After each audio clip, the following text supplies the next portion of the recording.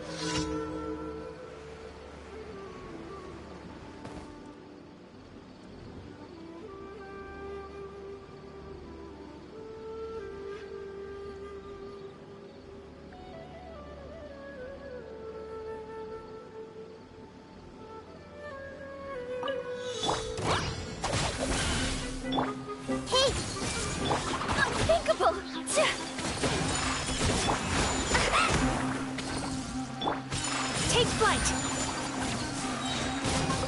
Sakura swirl!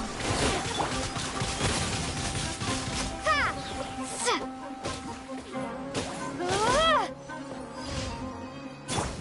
Our bond is strong!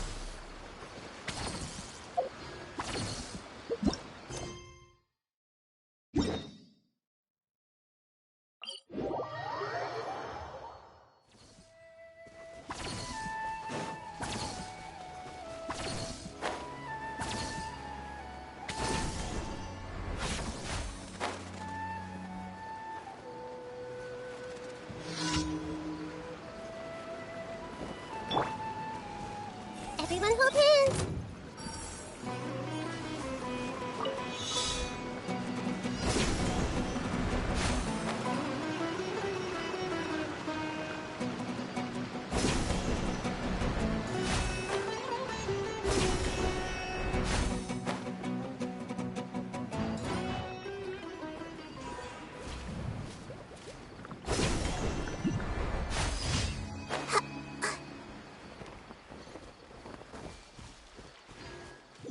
Hey!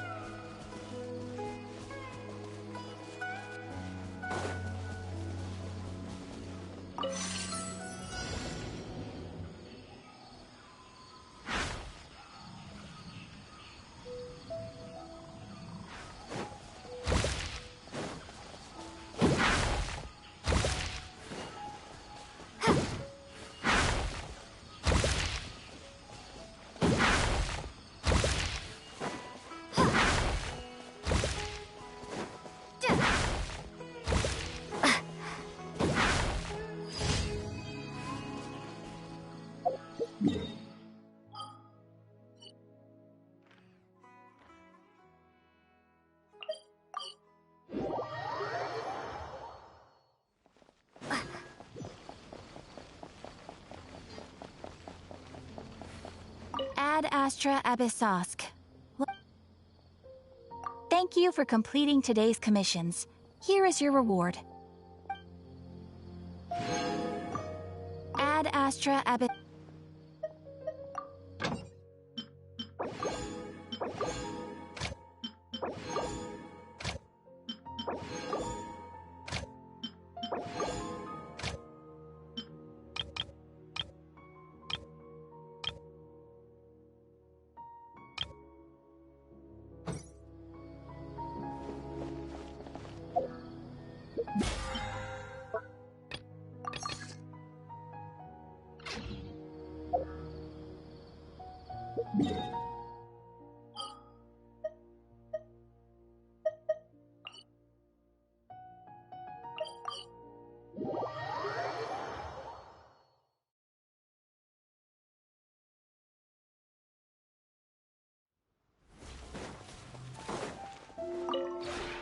This realm is true.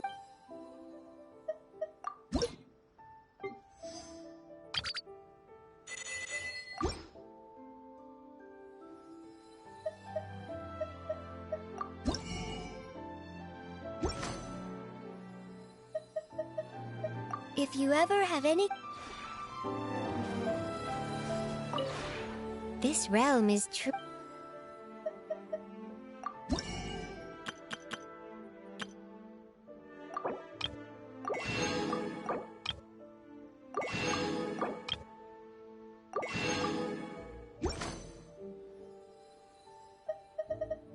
If you ever have any questions...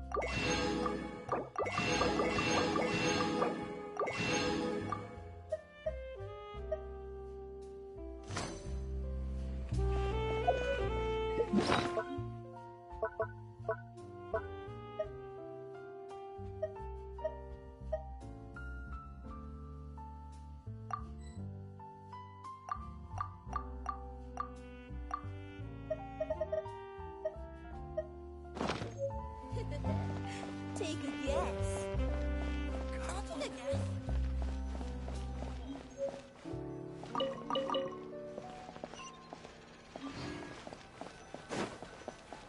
There's no point worrying about the future. Hey, Sarah, Sarah. Fresh fruit, sweeter than syrup. This is our current abode. Ah, Fremine, you're home. Where did everyone else go? I have some new friends that I would like to introduce. Oh, they all just went out a moment ago.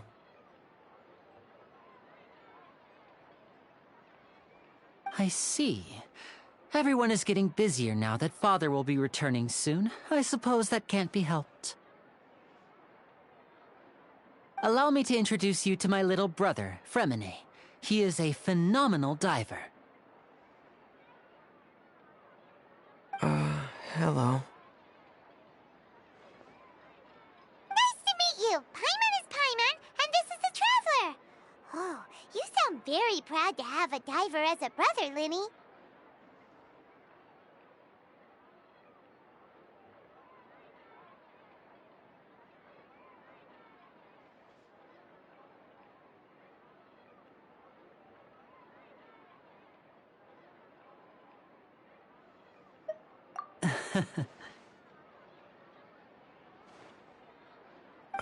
Linny, could you come here for a moment?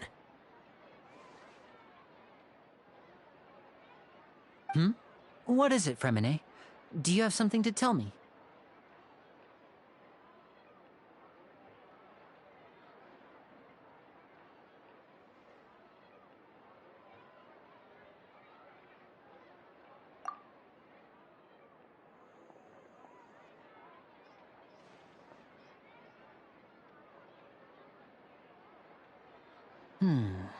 Okay, I see. everything all right? Oh, it's nothing. We were just discussing a little housework. Sorry for the interruption. Oh, before I forget, the Traveler and I collected more materials to make magic pockets. Were you able to get any, Fremine? Yes, I went diving and gathered lots of materials. I was about to give them to you. That's our Fremine, always quick with the underwater work. All right, I'll take these to the workshop.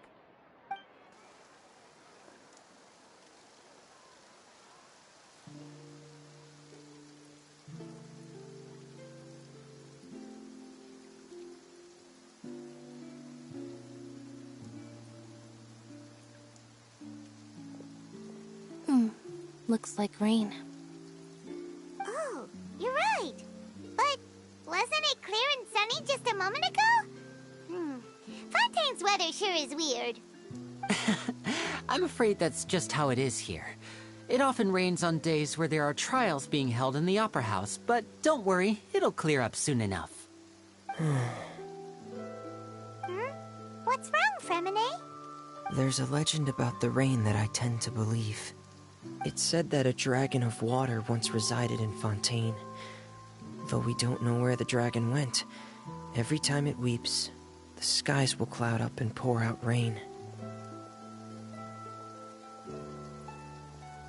When I was a child, my mother told me that if I wanted to go outside and play, I should yell toward the sky at the top of my lungs. Hydro Dragon! Hydro Dragon! Don't cry!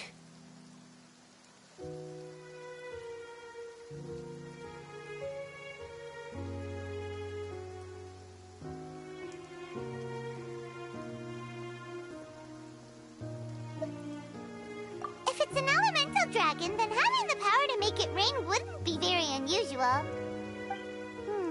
Let Paimon try something. Hydro Dragon, don't cry!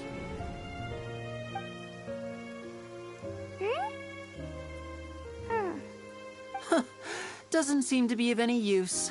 It is just a legend after all. You know, you might be a more popular magician if you understood the concept of romanticism. Or could at least play along. Sorry. It might be because we've never met the Hydro Dragon. Perhaps it can't be comforted by the words of strangers.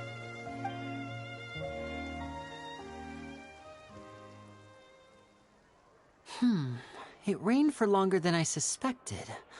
Oh, it's already getting late. Was there something you needed to do, Linny? Yeah, some preparations for the show at the Opera House. I need to find a way to catch the last aqua bus of the day. On the day of the performance, just ride the aqua bus to the island of Araneus. I'll have Lynette meet you at the fountain in front of the Opera House.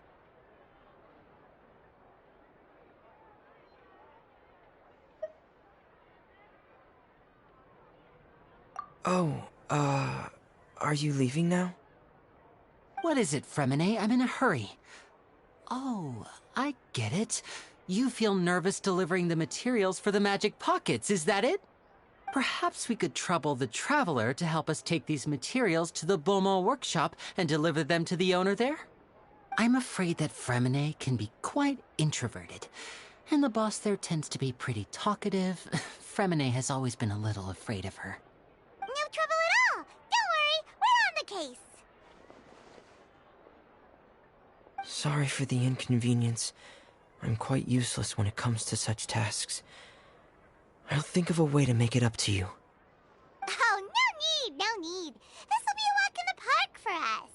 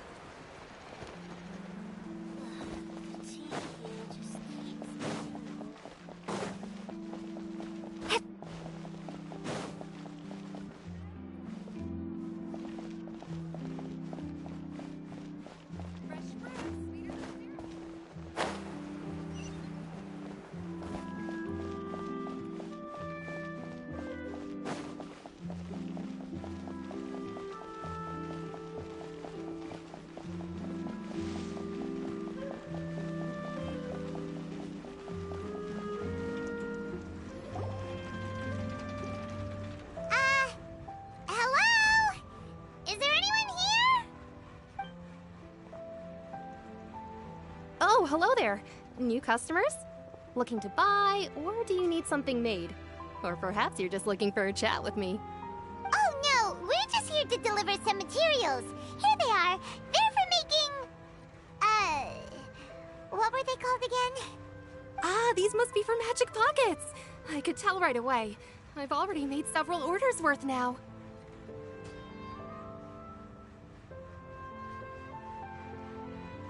No need. They've already prepaid several batches worth.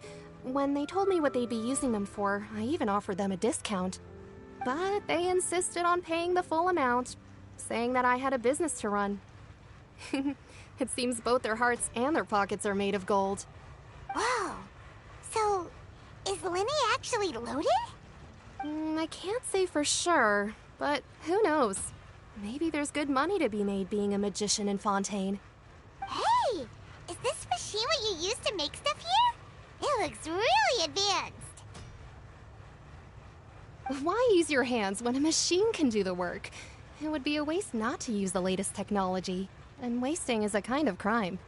But where does a big machine like that get its power from? Well, it's a little complicated. I'm not sure I can put it in layman's terms for you. But basically, everything we usually use here in the city is powered by indemnitium. It's a type of energy that's produced from trials. Huh? How can trials produce energy? Well, I'm not completely sure of all the details myself, but basically, when a trial is in session, the Oratrice Mécanique d'Analyse Cardinale harvests people's belief in justice and converts it into energy to be used all around Fontaine.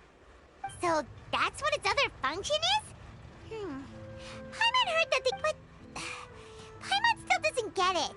How could something unreliable like people's beliefs be turned into a stable power source for these machines? Oh, yeah! So that means the Hydro Archon relies on the machine to take the energy created by belief and turn it into power for all of Fontaine, right?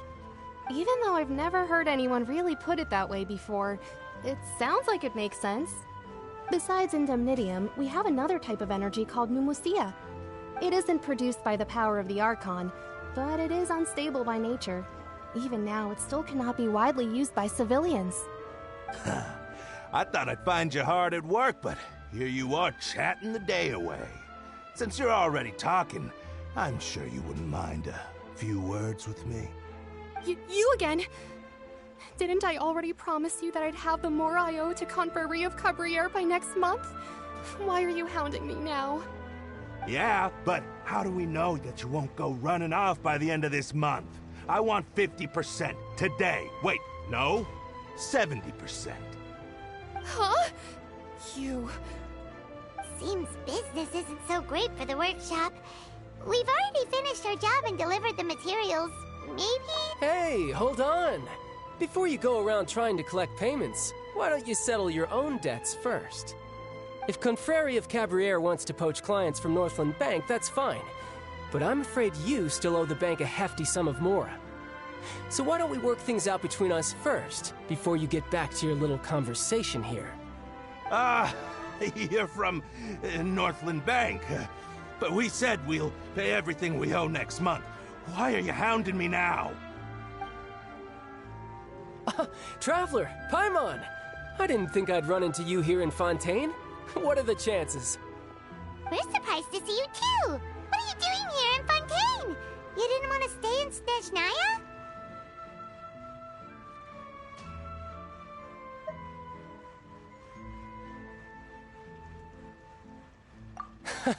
Long story short, I've already been in Fontaine for some time now, and honestly, things have been pretty boring. But it seems that fate brought our paths together today. Not only will I have some good friends here now, but ones who always seem to find trouble. Either way you look at it, it seems things are going to get a lot more interesting now. Pretty sure we'd want to avoid anything that you'd find interesting. Besides, our trip here has gone pretty well so far. Right, Traveler? Hey, you, Northland Bank boy. Aren't you forgetting something? Don't interrupt. It's not often I run into the Traveler like this. Why don't you wait for me over there for a while? You kidding? Aren't you the one looking for us? You really expect us to sit and twiddle our thumbs while you catch up with your friends? Listen to me, boy. If you want Chamora, fine. Why don't you come and take it? Hey, I just said not to interrupt. Oh, by the way, Traveler, the last time I took Tonya and Tusser ice fishing, Tusser said... Hey! That's way over the line! All right, boys, let's see who has to pay up now! Can you at least let me finish one sentence? Fine. Though the bank told me not to get rough with our clients. You're the ones who started it. This is an act of self-defense. You two will have to be my witnesses, okay?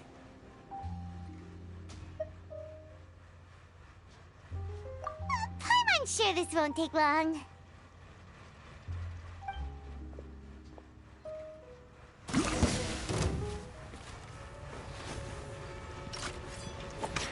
Yeah, you can run, but you can't hide. Yeah, you're mine. Yeah, yeah, yeah.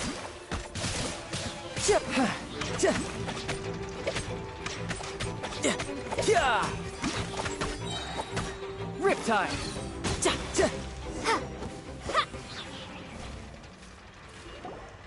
Oh, what's your deal, Brad? How are you so strong if you're just a staffer from Snezhnaya's Northland Bank? Wait, don't tell me you're... Oh, now you notice. It's a little late, don't you think? Just make sure you understand that you don't mess with Northland Bank. Got it?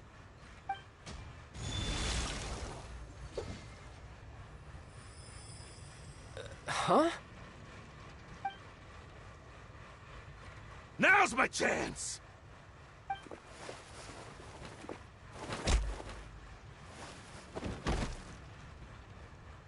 Huh. That was weird.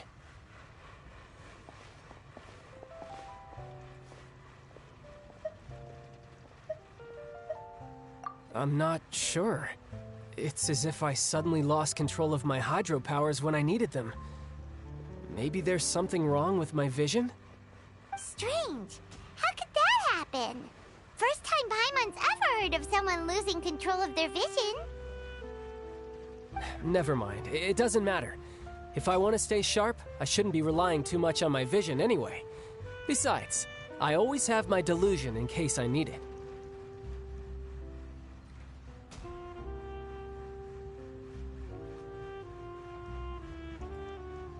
So what are you doing in Fontaine, child? I don't see its work for Northland Bank. Well, I guess it's because I've been in a bad mood lately. Huh? What kind of reason is that? Wait, since when do you feel down about anything? I don't know. Maybe I still have a lot to learn about myself. But recently, there seems to be some sort of restless power stirring inside of me. And I don't know why, but every now and then I feel like I'm in a terrible mood. Maybe you losing control of your vision just now is connected with that power you're feeling inside. That is a possibility. I can't remember if I ever mentioned it before, but when I was 14, I fell into some unknown abyss. It was during that time I learned nearly all of my abilities. The one who took me under her wing and taught me was named Skirk. She was always quiet and very mysterious. Nobody knew where she came from or what she had been through, and she was always very strict when teaching me combat techniques. One time, I asked her why she was willing to take me on as an apprentice. From what I could make of her answer, it was because I had awakened it, and traces of it remained on me. She said that all my combat training would be useful in the future. But what is it? What did you awaken? She never explained that, but my guess is that it's related to a dream I saw when I had just fallen into that abyss. In my dream, I was in the deepest depths of the sea, and the boundless seabed was all around me. But in front of me appeared a whale that was so massive, I felt like I couldn't breathe. A whale? Oh, that sounds When we fought against you before, you summoned a huge whale that seemed to leap at us. Is that the one? That's just an abstract form of a whale that I create using my elemental powers. It takes that shape because the scene I dreamt of the whale has always been stuck in my mind. I'll never forget it. So you used the whale as inspiration for one of your moves? Huh. Seems a little twisted to Paimon. So why don't you just go ask your master? Maybe she knows the answer. You make it sound so easy. Ever since the incident I experienced there, I've never stopped searching for Master Skirk and that unknown abyss. But it's been years now, and I've still found nothing. There isn't even a trace of the place where I remember falling into the abyss. Oh, it sounds like some kind of ghost story. Yeah, I'm out of leads at this point, but there's nothing more I can do. It seems that strange encounters in this world tend to be elusive like that. Oh, seems the time really flies when I'm talking with you. I just remembered I have somewhere else I need to be, so I should get going. What? More work for the Northland Bank? No, it's more of a personal appointment. Lately, I've been sparring with some of Fontaine's official champion duelists whenever I'm feeling bored. Official champion duelists? You mean it's their job to duel? Yep. In Fontaine, before a criminal goes to court, they're given one chance to defend their honor by requesting a duel with an official champion duelist. The champion duelists are all-powerful fighters selected from among the nation's best. And the duel itself is a no-holds-barred fight with no specified stopping point. So engaging in such a duel is regarded as a symbol of defending your honor. If a criminal manages to win the duel, they'll be acquitted. But if they lose, they'll have no choice but to stand trial. And the worst-case scenario is that you're simply killed in the duel. Though it's rumored that Fontaine has a death penalty, from what I can tell, no one has ever been officially sentenced to death. So really, the only people who opt to duel are those who have suffered a grave injustice in being accused, or those who greatly value their honor. Otherwise, why gamble with your life? So, do many people actually get out of their trials by winning the duel? Apparently, it's exceedingly rare for anyone to actually win. Fontaine probably enacted this system as a way to show that the nation respects the honor of its citizens. Besides, none of the champion duelists are to be trifled with, which is exactly why I was itching to face them as soon as I got to Fontaine. Apparently, the one I'm meeting today, Clorinde, is the strongest of the champion duelists. I had been asking her for some time before she finally agreed to face me today. Well, that's child for ya. Paimon feels like we heard that name somewhere before. Clorinde. Huh. Oh, before I forget, I want you to have this. Huh? Your vision? You're seriously just giving it away? I'm just worried that it could become uncontrollable again. I'd be pretty upset if it got in the way of my duel, so I think I'll be better off without it for now. Besides, I just need you to hold on to it for a short while. I'll come retrieve it when I have some time later. Paimon knows what you're up to. You just want an excuse to come talk to us again, don't you? Whatever gave you that idea? I'll be in touch later.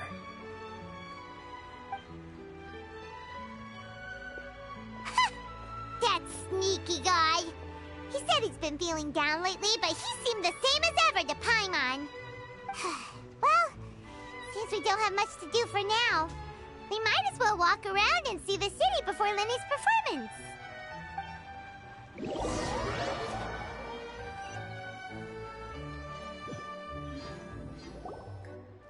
Wow! Who could have seen that coming? The reporter who was barely around for most of the story was the murderer all along!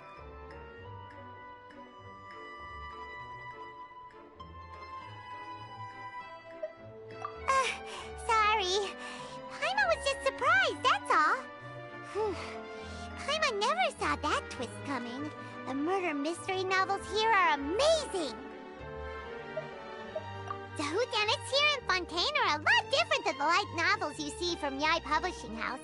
Both have their merits, but Paimon thinks this style of novels are more, well, novel. It's so exciting to reach the moment when the mystery is uncovered, especially— Oh, sorry about that. Paimon will be more careful next time. Hey, shouldn't we be heading to the Opera House to see Linny's performance soon? It's almost time for the show to start, so we should get going. Linny said that the Opera House is on Aranias, so let's go ride the Aquabus!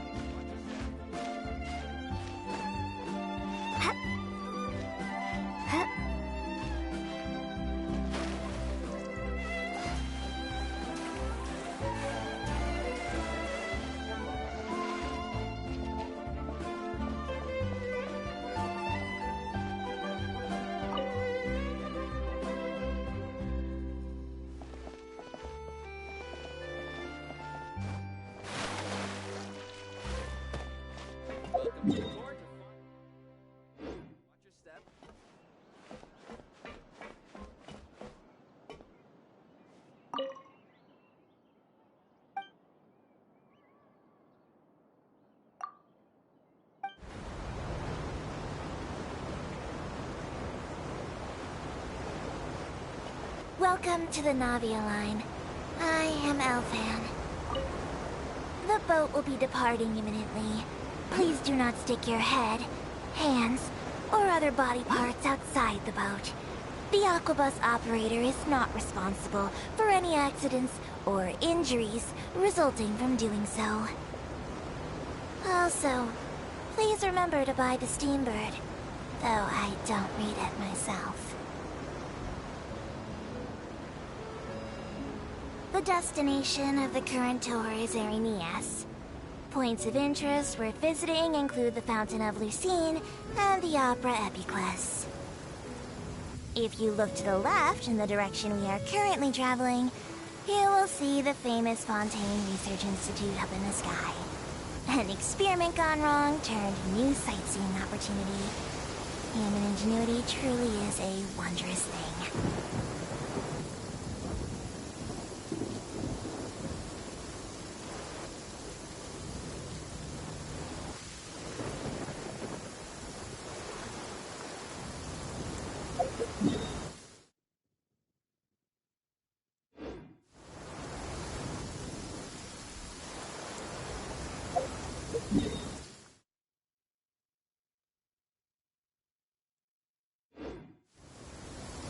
We are now approaching our final destination. Please be sure to bring all your personal belongings with you as you disembark. Even though I will take any forgotten items to the Lost and Found, the paperwork is rather annoying, as Melusine hands are not suitable for grasping pens.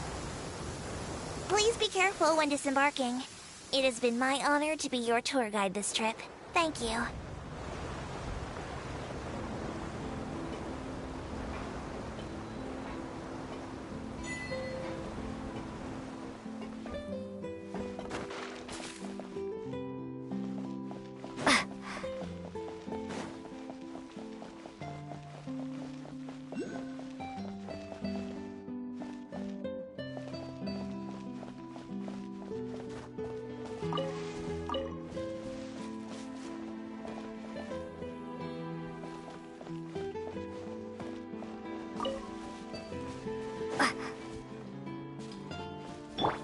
I see everything.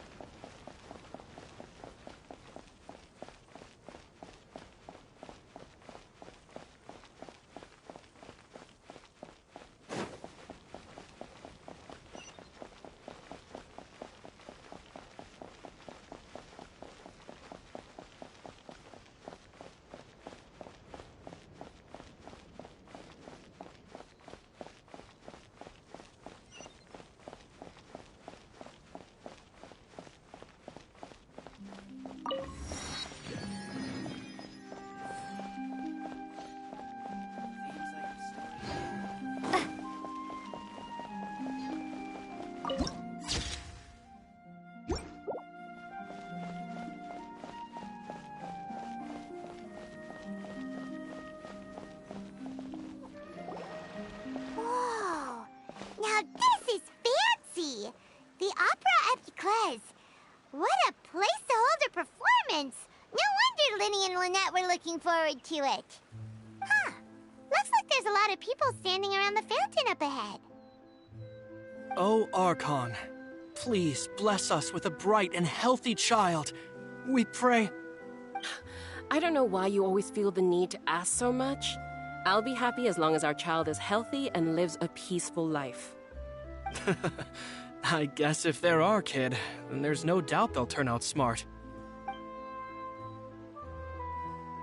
Maybe this is one of the customs in Fontaine. There sure are a lot of couples here. Vache. What's wrong? Vache. Vache.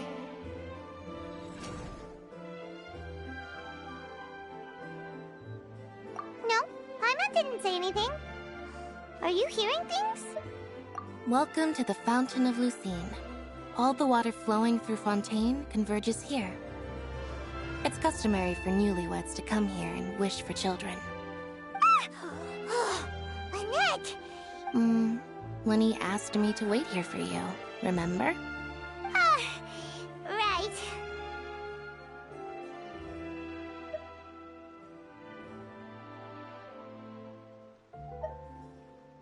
What do you mean? There are a lot of people here right now. Hey, you're not trying to scare Paimon, are you? Besides, it's the middle of the day. It's not the time for eerie things. I see. I might be able to tell you something that could help explain the voice you heard. In fact, you might not be imagining things at all. I suspect that what you heard is a result of your hypersensitivity to the hydro element. Others in my family have had similar experiences. It's because of her sensitivity to the hydro element? But what would hearing a voice have to do with elemental power? When do you cry, Paimon? Wait, what? What does that have to do with anything? Just answer me. When do you cry?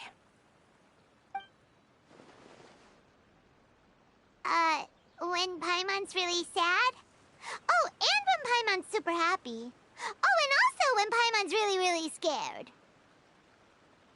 Then you should understand that tears contain your most intense emotions. Like I just mentioned, the Fountain of Lucine is where all the flowing water in Fontaine converges. Even the tears that fall to the ground will eventually gather here. So maybe what you heard was the intense emotion coming from someone's tears. So, what did the voice say?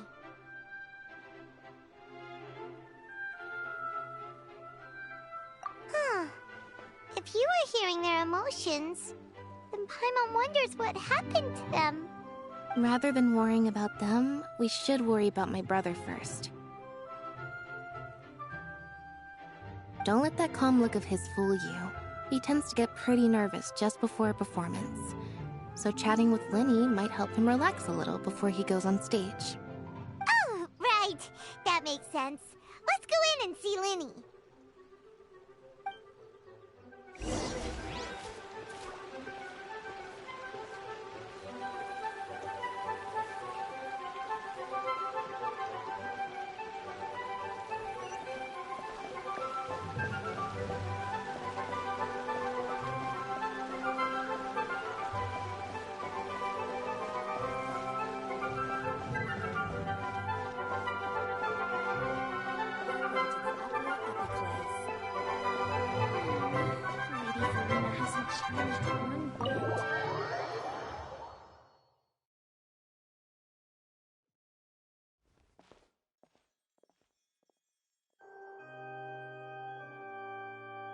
Traveler and Paimon, good to see you.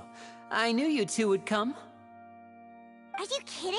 We wouldn't miss it for the world. We've been looking forward to it. I can tell, judging by how early you've arrived.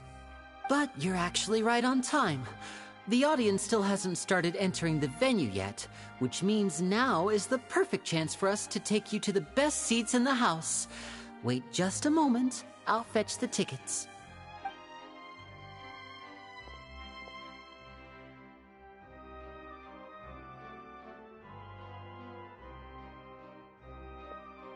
The Opera House has assigned seating, so you always have to make reservations. I've already reserved your seats, and here are your tickets. Ooh, front row seats! Thanks, Lenny! Don't mention it. There's no need to keep thanking me. Hey, Lenny! Could you come over here and take a look at this? Oh, I'll be right there. Seems there's an issue with the stage props over there. That's Cal, my assistant, calling me. I'll go lend him a hand.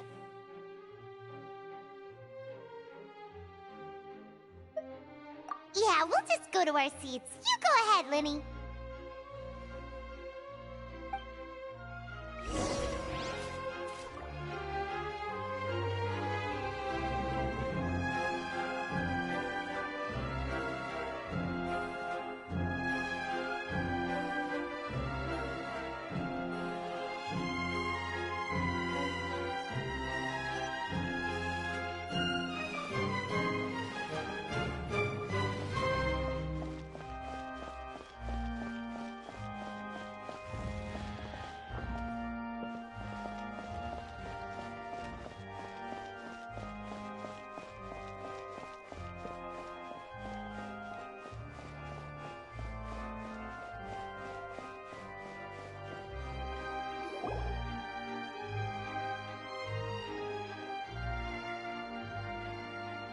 These should be our seats. Come on, let's sit down.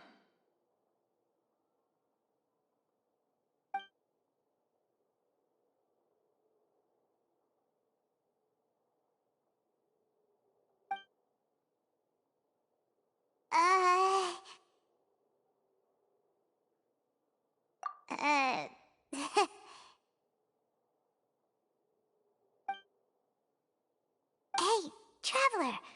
Maybe we should strike up a conversation with the person next to us. Since we're sitting together and the rest of the place is practically empty still, it's kinda awkward if we don't say anything. Oh, you little... Of course you put this on Paimon! Excuse me, I did not realize you felt awkward. I am terribly sorry.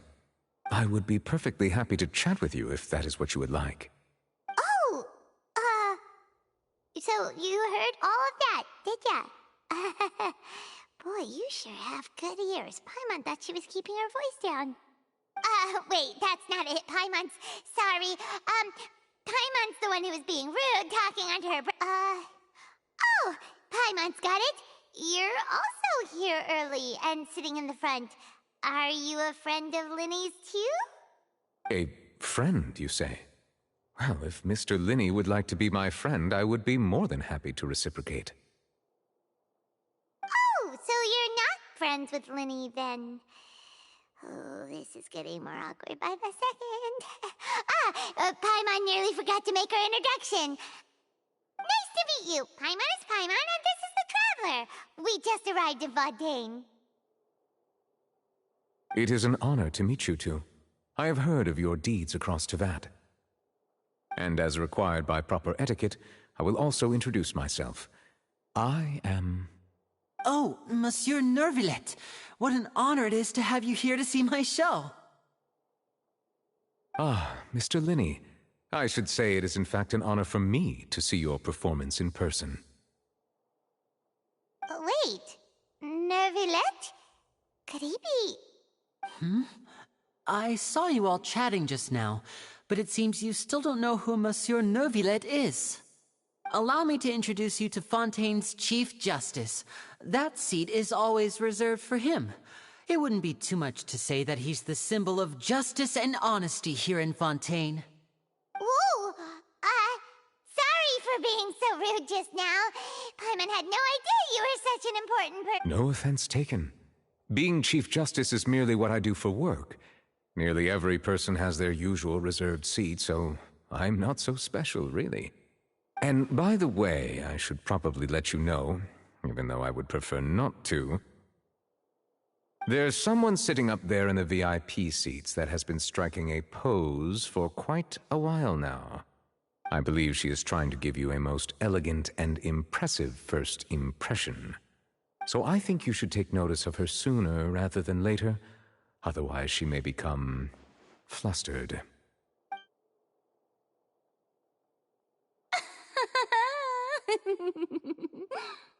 Huh? Oh, it's Farina, the Hydro Archon. Huh. She sure has a smug and satisfied look on her face. Guess she has no idea that you saw right through her act. Very good. That is for the best. No need to pay her any more attention. We may now enjoy the show. Huh? So is this what things are like between the Chief Justice and the Hydro Archon? All right, please wait just a moment longer. I've pretty much finished my preparations, and the performance will start as soon as the audience has made their way to their seats. Yay! The show's finally about to start! Paimon can hardly wait! Paimon's never seen a real live magic show before!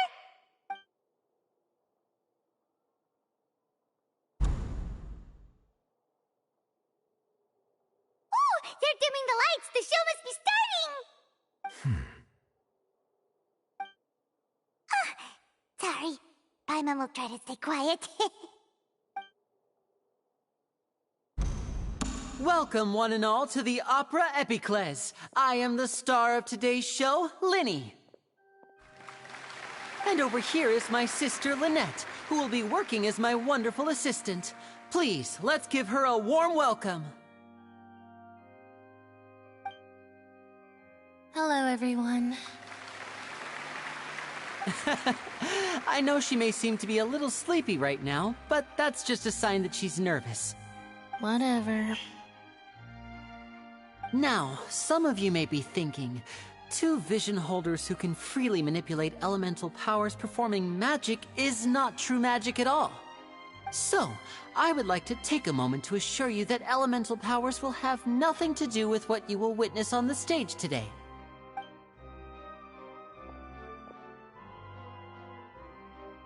Both Lynette and myself have removed our visions for the show. That way, even the gods won't be able to help us. Oh, good point. That's what makes the show real magic. Now, without further ado, let the show begin. Lynette will now exit the stage to make some preparations. I know you might miss her, but don't worry. She'll be coming right back on stage momentarily. Perhaps in an unexpected way. I'm sure she'll be stealing the spotlight soon enough.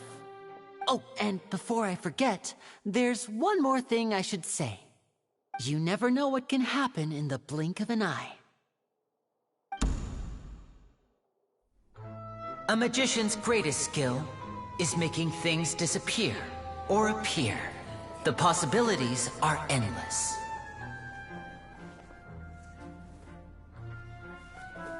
Huh?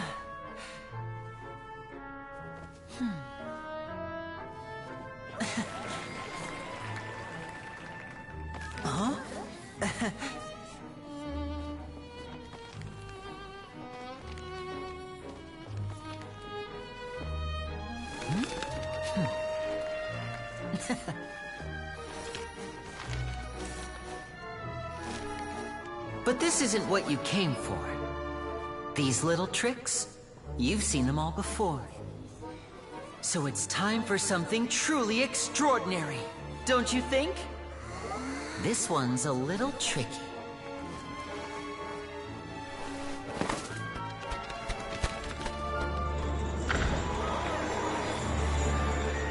Using this water tank, I shall make my sister vanish completely, right before your very eyes.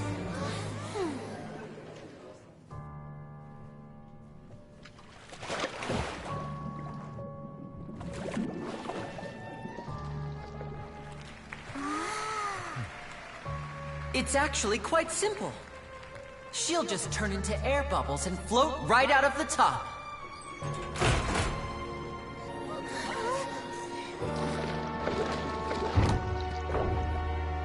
Oh no! I told them to check all the props carefully.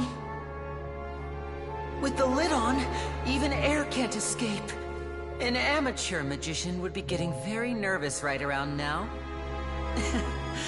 Luckily, it's me on stage, so let me show you what a true virtuoso can do.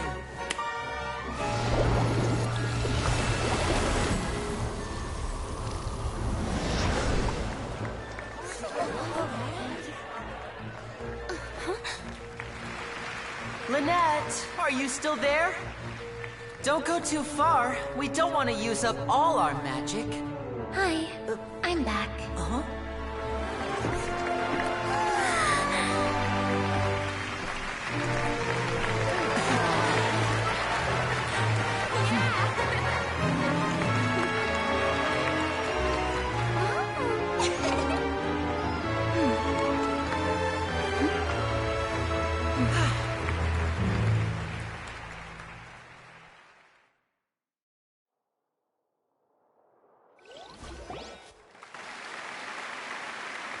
Whoa!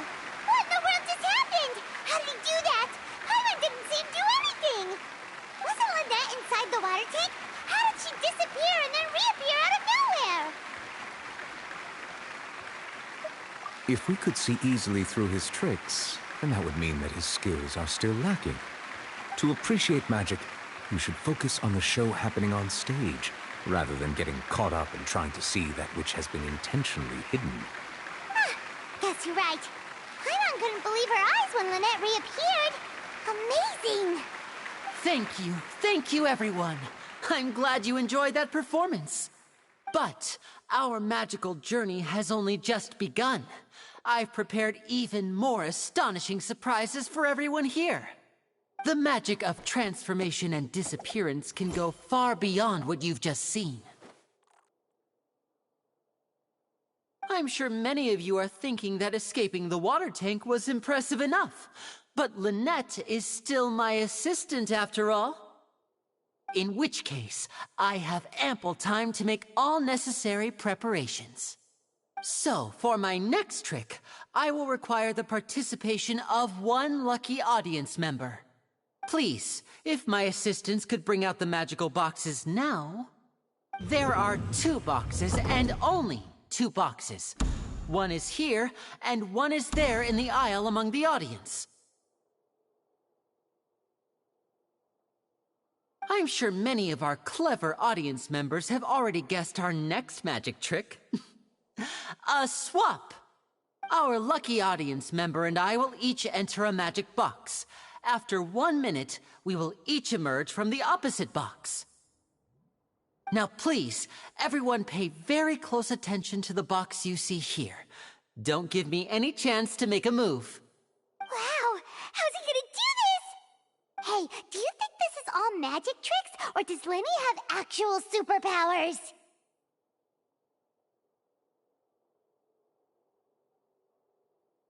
The lucky audience member will be generated by this random number selector. It selects numbers entirely at random. Even I don't know who will be chosen to participate. Now then, let's begin. Let me see. Oh, row 7, seat 3. Congratulations! You now have the chance to experience magic firsthand for an entire minute. Please, come forward. My assistant will take you beside the magic box. I'm sorry, it might be a little cramped inside, but no need to feel nervous. We've carefully arranged everything for you to be as comfortable as possible. You don't need to do anything, but no matter what strange things may happen, don't come out of the box. If the magic is interrupted, who knows where you might end up? You might even find yourself in the Fortress of Meropide. Oh, okay. All right. Before I enter the magic box, there is one more thing I need to ask the audience to do. Could you all give me a countdown? Like this. 60, 59, 58. Just keep counting down. You can go a little faster or slower if you like. I won't be able to see anything in the pitch-black box, so I'll be relying on your voices to know when time is up. Oh, and no tricks now. If you quickly count from 60 in just 30 seconds, then I'll be in a tough spot. Ooh! Paimon kinda wants to count faster after hearing him say that!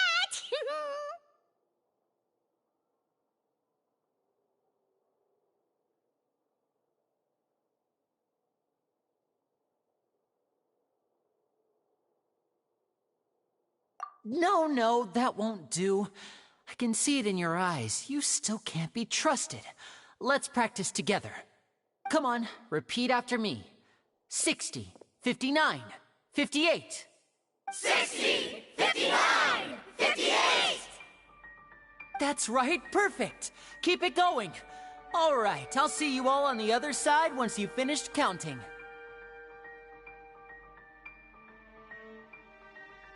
54, 53, 52? Huh? Why aren't you counting, Nervalet? I am counting in my head. I think things are exciting enough in here as it is. Merely a consequence of my identity and personality. Do not worry about me. Just enjoy the show. Oh, all right. You look so serious that Paimon thought you might be feeling uncomfortable or something.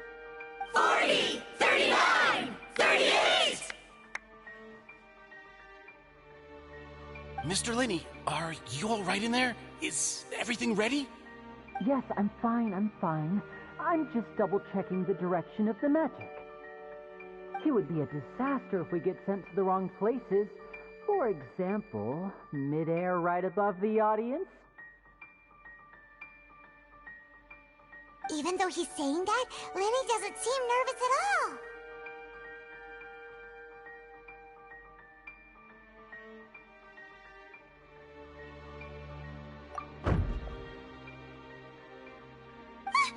What was that noise? Did you hear it too?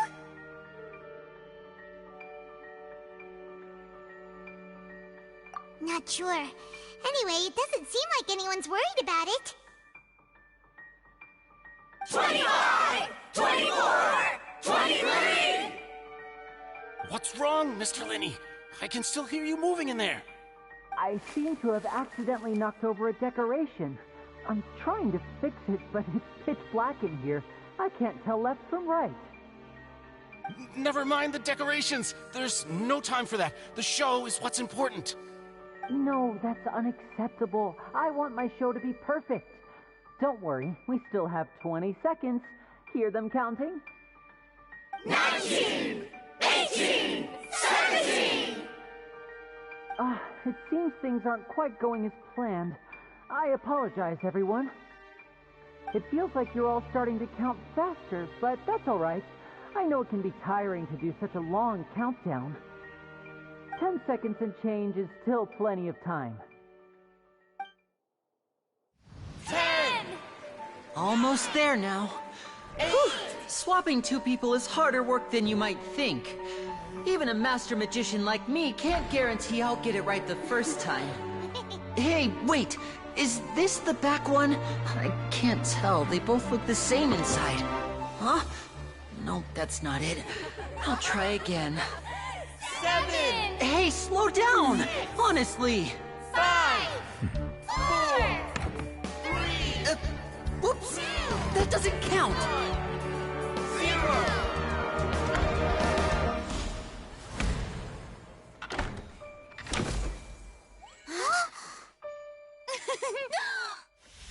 Ta-da! What happened?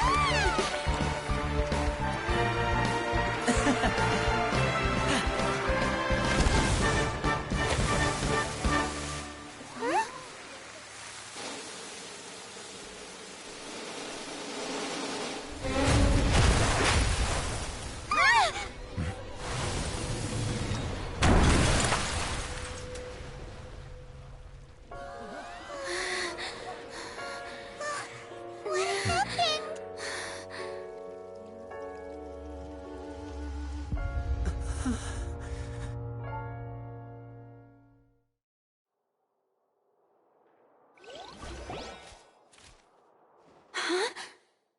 Is this part of the show? Mr. Linney, you're going to use magic to fix the stage now, right? What happened? Oh no. Maybe this isn't part of the show. The girl was still in that box, right? This performance is over. Medical staff with me. Guards, secure the scene and detain all the performers. Seal the exits. No one is allowed in or out at this time. Yes, that's right. If this was just an accident, then we must investigate the cause. But if this was all part of some scheme, then those accountable will not escape the judgment of the God of Justice! No need to be alarmed, you two. We'll get to the bottom of this soon enough.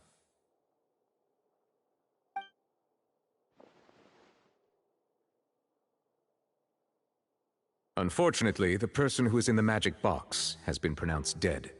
His name was Cowell, one of the assistants in Linny's magic troupe. Apparently, the fireworks on stage ignited the ropes that were suspending the water tank, which then caused the tank to fall onto the stage. As of now, we are still not sure why we found Cowell in the box, rather than the guest from the audience. And after an initial search of the area, the guards have confirmed that the girl is nowhere to be found. It appears that this incident was not merely some mishap with the performance. And there are many indications that it is connected with the case of the serial disappearances of young women. The serial disappearances case? That's the case that Charlotte mentioned before!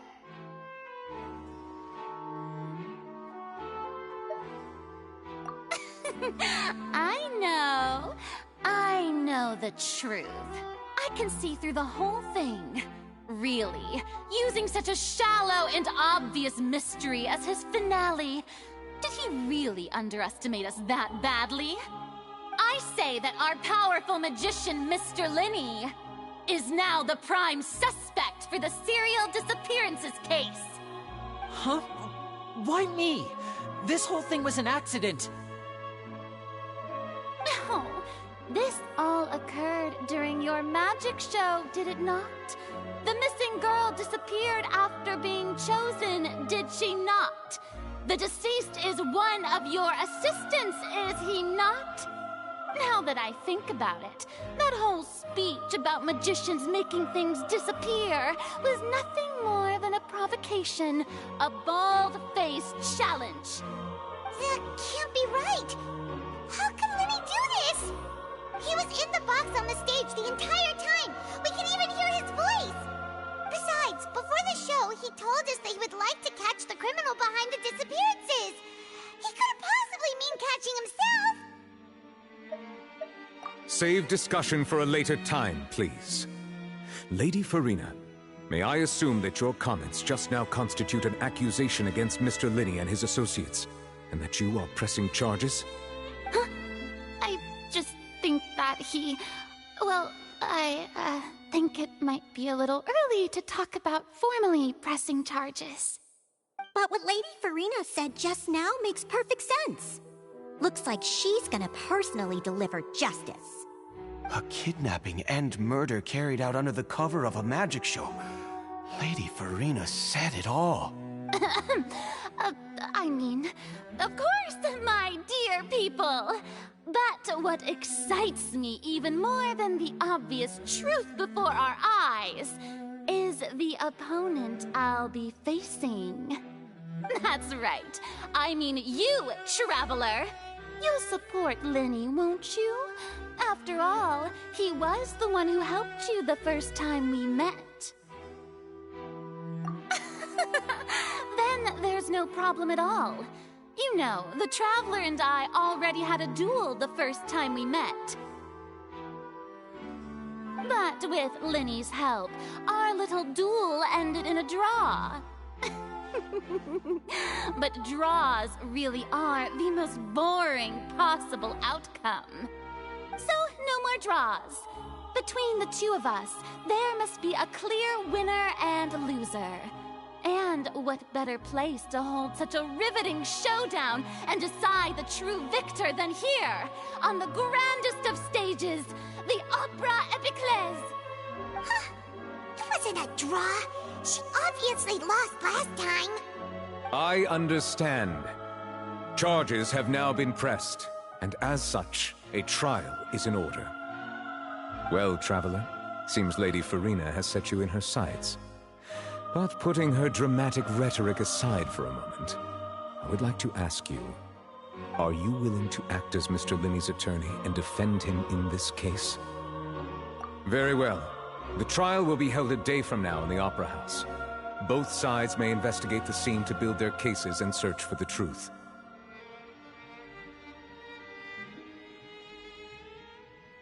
Linny and his troop are all potential suspects and shall remain within the Opera House. The audience may begin to leave in an orderly fashion once they have been cleared by the guards. A day isn't that long. Let's see what kind of case this big-shot Outlander can build in such a short amount of time. I'm really quite looking forward to hearing it.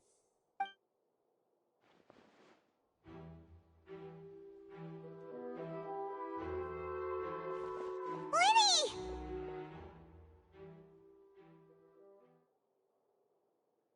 Sorry about everything that happened just now. Were you frightened? Of course! Who wouldn't be scared after witnessing an accident like that? Yeah, I'm a little shaken up myself. How could this happen? And poor Cal. I know you already claimed that you would defend me, but now it's just us talking. Tell me, do you think I could possibly be the murderer? Good to hear. Thank you so much for trusting me. I'm sure everyone sees me as the biggest suspect at this point. But, if you ask me, the whole thing is mysteries layered upon mysteries, such that all that's left is confusion. I don't know whether what happened there on the stage was purely an accident or not, and I don't know why poor Cal was in the box. As for how that girl chosen from the audience could suddenly disappear, I'm afraid I don't have any answers either. If someone tampered with my performance, then we need to figure out what they did. Even a skilled and knowledgeable magician like myself couldn't pull all that off in just 1 minute.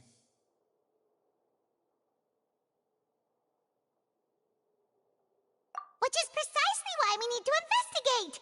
As this book says, the impossible could not have happened. Whatever happened must have been that which is possible. Paimon bought them when we were reading at the bookshop in the city earlier. Pretty cool, huh? Don't worry, Paimon used her own savings to buy them. It wasn't from our travel funds. I think they look cute on you, Paimon. You have good taste, Lynette. That's the right attitude. Feeling depressed isn't going to help me now. I need to get back to my normal self. But with the guards watching our every move, it's going to be especially difficult for Lynette and I to prove our own innocence. Good thing you agreed to be our attorneys. Thanks for that. We'll be counting on you. Yes, thank you so much.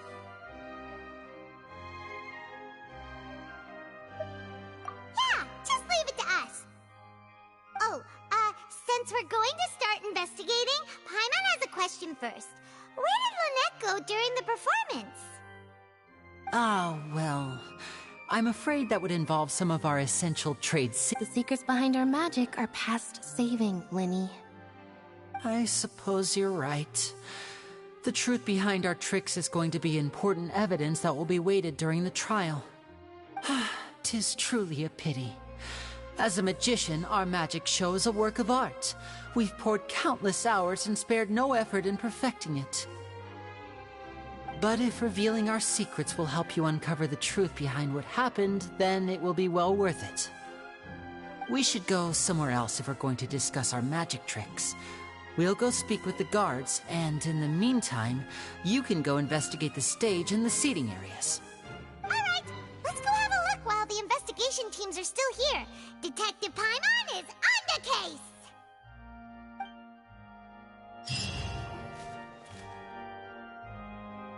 Hello, officer.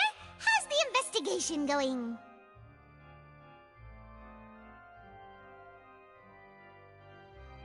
Ah, I see. You must be the traveler that Lady Farina mentioned. Listen, I'll be perfectly honest with you.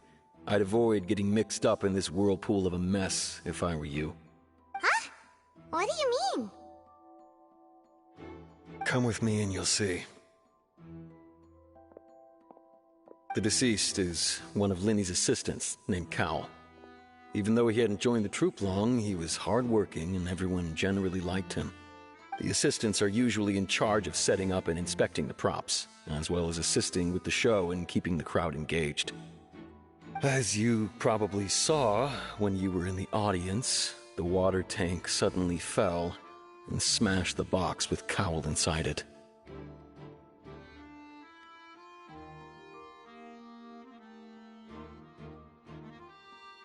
This is the real mystery. We've already searched the scene and were unable to find any traces of the girl. However, if you look carefully, the box was positioned directly under the water tank. The ropes holding the tank were then burned by the pyrotechnics on stage, causing them to snap. All these factors lining up so perfectly makes it hard to see this as a mere accident. If anything, the more logical explanation is that the whole incident was intentionally planned, and Linny is the most likely person to have access to all these areas. But he doesn't have a motive! Are you both good friends of his? Well, you can't say we're good friends, but we've known each other for a little while. So in just a short time, he was not only able to win your trust, but even convince you to act as his attorneys. I know there's no such thing as magic. The real trick of a magician is holding the audience in the palm of their hand. I've seen a lot of cases, and I can tell you that people are the least reliable kind of evidence. Sorry, I tend to be pretty straightforward. Just know that I'm warning you for your own good. Anyway, you may investigate the scene of the crime yourselves if you're curious. Who knows, maybe you'll be able to come up with some new evidence.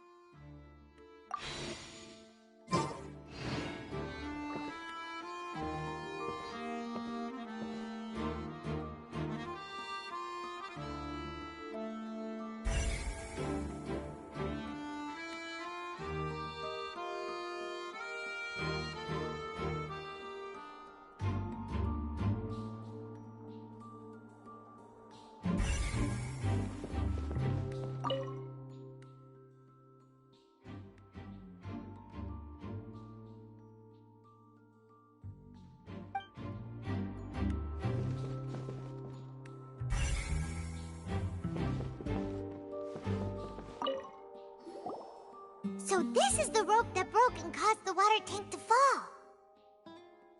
The rope looks pretty durable. How can it be burned through so quickly by fireworks?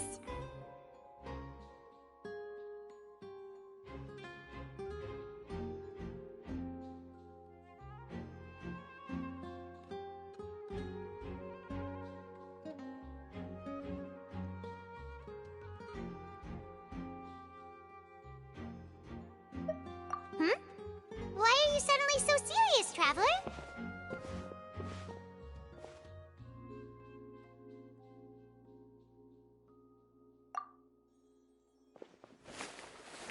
Whoa! Look! This bit is made from different material! Most of it was burned away, but there's still a little bit of it left.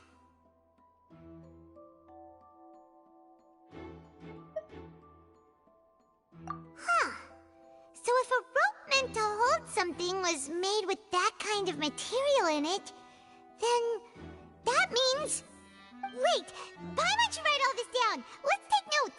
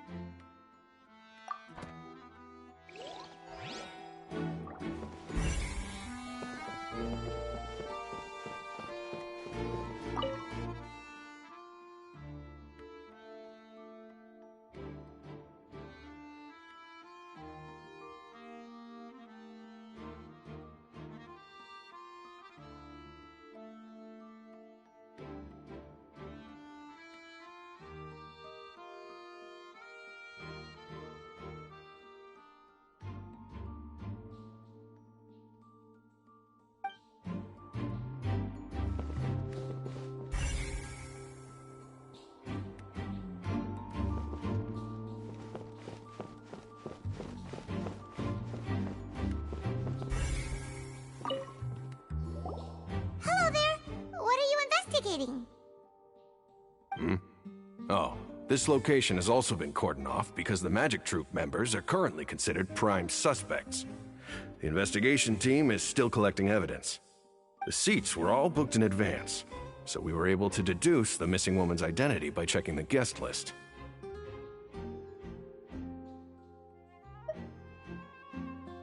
Sure, it's not like this is confidential information. We will publish it later anyway when we petition the public to help us find the missing person. Her name is Halsey. She's a painter from Fontaine who's made a bit of a name for herself. Apparently, she wasn't a regular at the Opera House, but she'd been feeling some pressure with her work lately, which made her decide to come see the magic show. The Magic Troop members all claim not to know her, and we have looked into her social connections. It seems that she has no personal grievances or conflicts of interest with the suspects. Simply put, she wasn't related to the Magic Troop at all, which matches the features of the previous serial disappearances. Were the victims of previous cases also chosen at random? That's how it seems to us, in any case.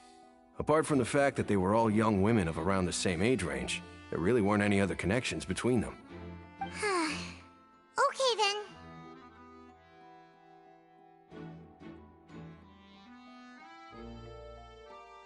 No need to be so formal. If you do happen to see the missing girl, please be sure to contact us. It is of utmost importance that we get to the bottom of these disappearances.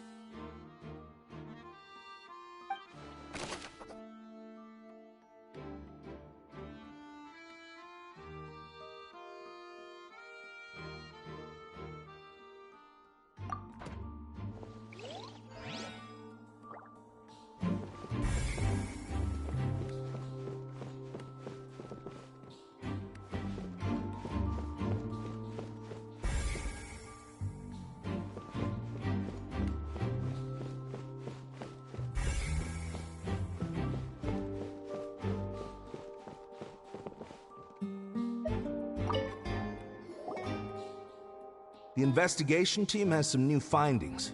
Turns out there's an issue with the random number selector after all.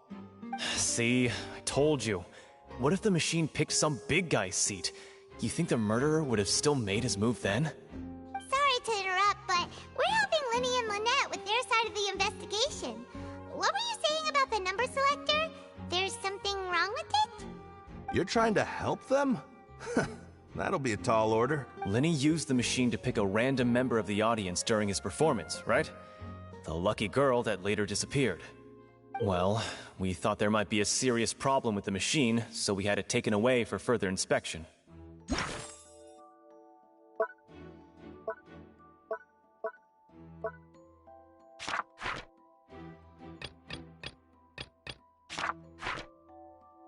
It turns out that the seat number it picked wasn't random at all. The machine picks that same number every time. I'm sure you already know that you have to make a reservation in advance to get a seat, regardless of whether it's a trial or some performance. In other words, Linny knew who would be sitting where from the very beginning. That much checks out.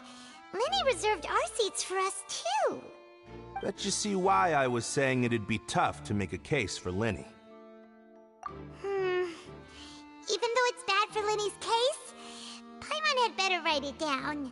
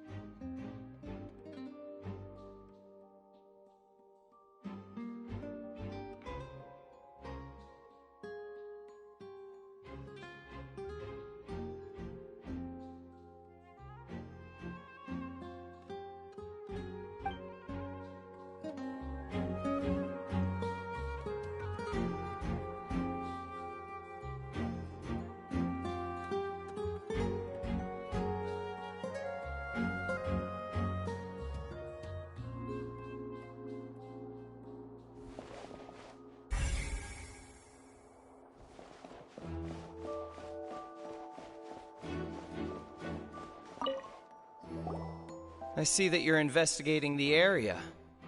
Well, it just so happens that I'm interested too. If you find any new and interesting leads, be sure to share them with me, alright?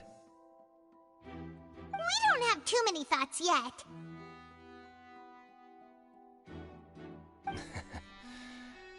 Then why don't I tell you my hypothesis first?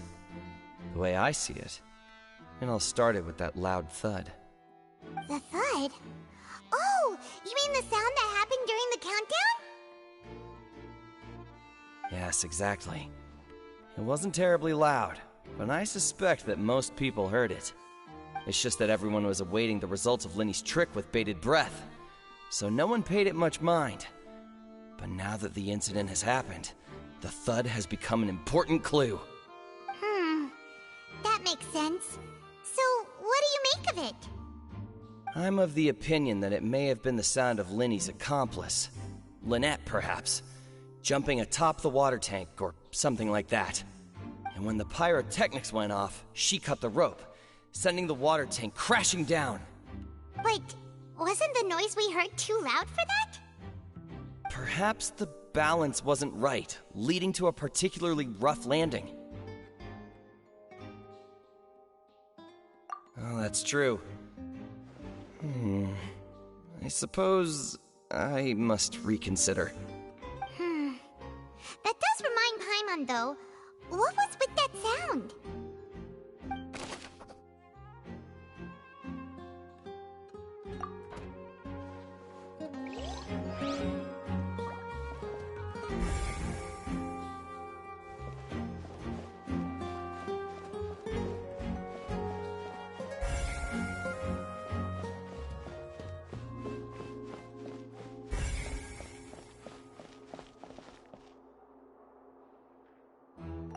Linny's still talking to the guards. It seems he'll have a lot of explaining to do. I think someone will be assigned to monitor us later, but that's alright.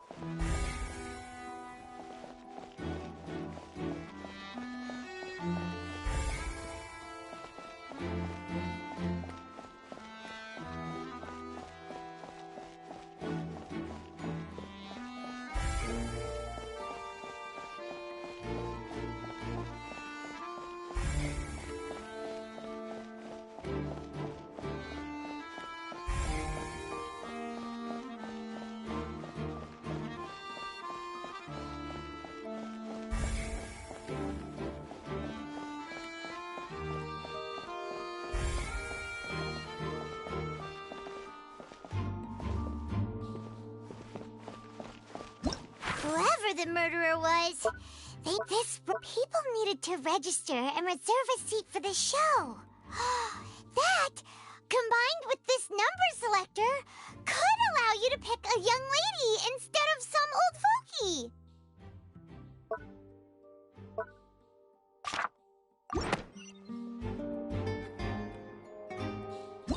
Whoever the murderer was, why would it be him? How strange. Gosh, no wonder the serial disappearances never got solved. We all heard that noise, didn't we?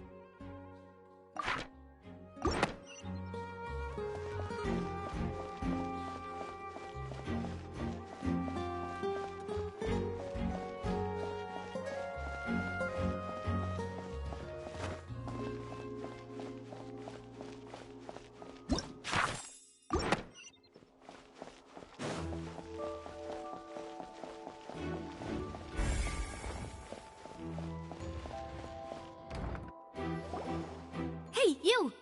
Yes, both of you! Over here! I've been keeping an eye on you for a while now. Huh? You mean us? That's right. If I'm not mistaken, you're also among those who wish to cut down the thorns and pursue the truth. No? And by the looks of it, you're not from Fontaine. Well, you're right on the more about that one, but who are you? Have you never heard of the Spina di Rosula? From mediating disputes and providing protection to solving conundrums, you name it, Spina di Rosula does it. And I, Navia, have the honor of being its renowned president. Though those who play by our rules call me boss. I'm Silver, her attendant. Pleased to meet you. And I'm Melus. Demoiselle's various daily needs and affairs are under my purview. Huh? Boss? Demoiselle? What gives with the names? Well, I am the second generation president. Melus and the others are still used to my previous title. My apologies, Demoiselle. Should you prefer, boss, I will endeavor to use that instead. No, no need. You don't have to call me boss. Just Navia is fine. Okay, if you say so. Not that we're members of Spina di Rosula anyway. All merely trifling details. Never mind. Now, back to the situation at hand. That's right. I've always kept an eye on the serial disappearance cases. My interest stems from a matter back from my father's time. Judging from the look of things, I find Linny an unlikely mastermind. Really? We think so too! That's why we're looking for clues now. But how did you come to that conclusion? Intuition, naturally. My unparalleled intuition.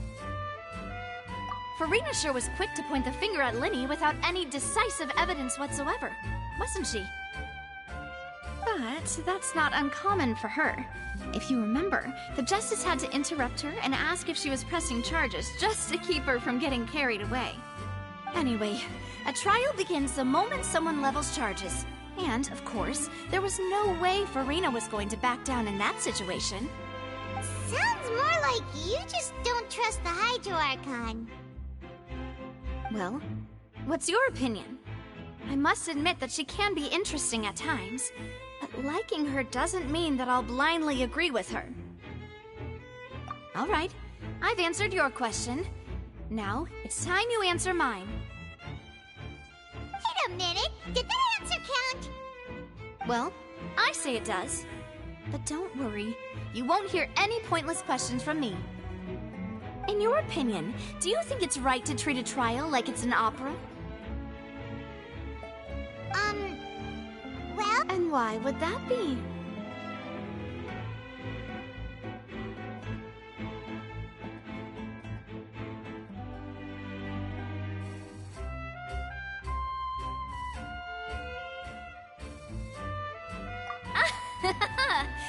See, Silver and Melus? I told you they'd be different.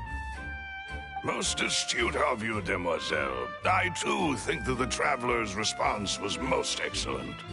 No matter how wonderful the script or how fervent the audience's expectations may be, the trials that go on stage here must be based in fact. And if that can be done, boss, then... All right, that's quite enough, Melus. Anyway, I like your answer. You pass with flying colors. Now, I need to make some preparations, following which our joint investigation shall commence. You two shall be my assistants. Wait! Since when did we become assistants? Oh, well, I can be the assistant, sure. Or your companion, if you like. I'm really not that fussy. That's more like it. Far be it from me to brag, but I believe that Demoiselle's intuition will be instrumental in uncovering the truth. You wish to save a friend from false accusations, and we wish to unravel the disappearances. In this sense, our goals are aligned. You have a point. Huh. You're quite the talker, aren't you, mister? And what about you over there? What do you think? You seem like you've got something on your mind. I have nothing to add. Oh, alrighty then. We'll be making some preparations first. Just be sure to let us know if they start revealing Linny's tricks. Thanks!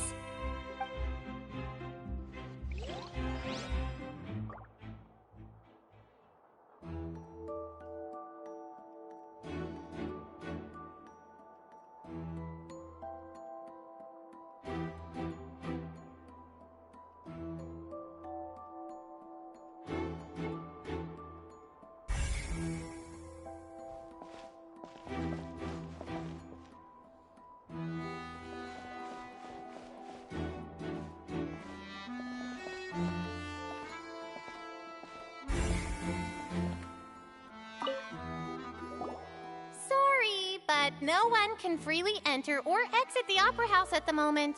If you wish to leave, you must register your identity with us first. No, we're not leaving. We're representing Linny and Lynette as attorneys, so we're investigating the case. Were you always guarding this entrance? Yes, after the Chief Justice gave the order, everyone coming in or out must undergo a strict inspection. So, the missing girl couldn't have left from here, at least not from that point on. I doubt there was much opportunity then, either. How can you be so sure, Well, because I was in charge of security near the entrance at that time. I couldn't see Linny's performance from here, which was quite a shame. Just my luck. But still, I did not abandon my post, and I stayed put no matter how loud the applause was. If someone had so much as even approached the door, I would have noticed it, let alone if they had tried to leave. We Melusines are good at that sort of thing, you know. So, it's safe to say the girl couldn't have left through here. Alright, thank you for your help. This'll be useful info.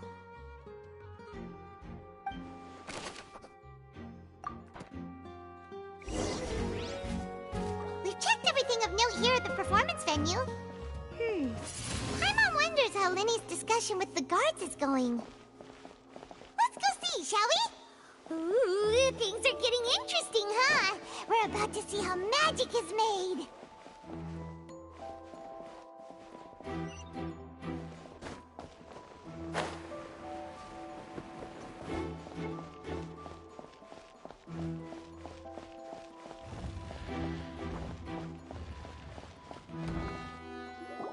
Understood. Then I will be going with you. Just so you're aware, I will be monitoring your actions and making notes as necessary. Very good. Thanks for being so agreeable. I'd pull a rose out of my hat as a gift for you if I could. You may spare the pleasantries. I'm just doing my job. You've arrived. Who's this? Me? I'm Spina di Rosula's guardian angel. If you've got a problem, I've got the firepower. Sorry, I got a little carried away there. Call me Navia. I'm a partner of theirs, and we'll be helping investigate this whole situation. And these are my companions. Would you mind if they join as well? Fine by me. Oh, new helpers? I would be most grateful. Well, let's just say we're tagging along. It's not every day you get to see the secrets behind magic performed on such a large scale. I appreciate your kind interest. Come with me. We'll be heading below stage.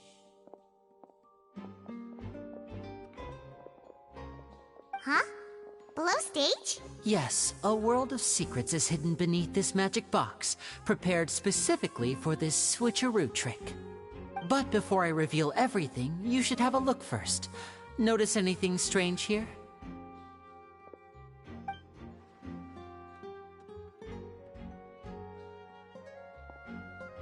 I'm not trying to be dramatic. Remembering the details of a trick will help you understand the methods used to perform it more easily. Huh. Weren't there balloons and other decorations here? Where did all that go? Ah, good eye. That said, you're still far from discovering the answer. The back? You mean the inside of the door? What's different about it? Paimon didn't notice anything. Very good indeed. I thought you might not be able to catch that, given that you were sitting in the first row. The back of this door was patterned. Those patterns are now gone, replaced by a smooth wooden board. So, if you put 2 and 2 together, what do you get?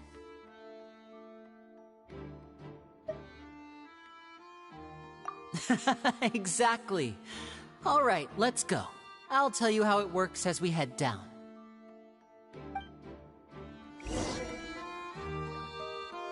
Oh, so there was a passageway under the magic box! I knew you'd figure out most of it as soon as you saw this place. The 2 magic boxes are positioned right above the 2 entrances of the tunnel. See this flatbed trolley? The box with the lucky audience member in it would be shuttled over to the other side using the trolley. This trolley can raise and lower and even rotate, ensuring that the box will face in the right direction. I see. So that's the purpose of the box inside another box. Precisely. The inner box would descend after the audience member was put inside and be moved along the trolley, all while the outer box would remain on stage as if nothing had ever changed. So that's how you did it! Once the box was lowered, the trolley would store some energy through this device here, with which it would complete the rest of the steps. The audience member would only be able to feel some slight movements in the dark, and by the time she walked out, she would already be back on stage. Right! You were talking that whole time, and you even came out for a moment near the end! Ah, yes. A phonograph operated by Lynette was used to achieve that effect. My assistant and I had already scripted our conversation beforehand. When the countdown began, I had already gone to the opposite box via a tunnel using that ladder. And what about Lynette? Where was she? I was in the mezzanine space in the back of the box. Oh, interesting! That's how we were able to coordinate Linny's lines with the assistant. And, by the way, I was the one who walked out of the box at the end. I mean, we are twins. All it takes is a change of clothes and no one can tell who's who. And that's my favorite part of this trick. Only Lynette and I can perform it. So that's how it all worked! Wow, every detail you revealed was more amazing than the last! Lynette would briefly walk out of the box and then go back in, jumping into the tunnel and escaping before the box on the trolley could finish ascending. And then I walk out of the other box in the audience area, and the trick would be complete. The operative word here being would. But as you saw, Cal was in the box, not our audience member. She, on the other hand, mysteriously vanished. We really don't know how that happened. If not for that interlude, this would have been an astonishing trick. I probably never would have figured out how you pulled it off. And yet, to think that someone was able to use this magic trick to commit a crime. Could we have a look around? I think we can come up with some more leads. This is the scene of the crime, so Linny and Lynette are not permitted to stay here. I'll escort them back up. Yes, of course. No need to be so strict now. I won't disappear into thin air, you know. Thanks, everyone. We're counting on you.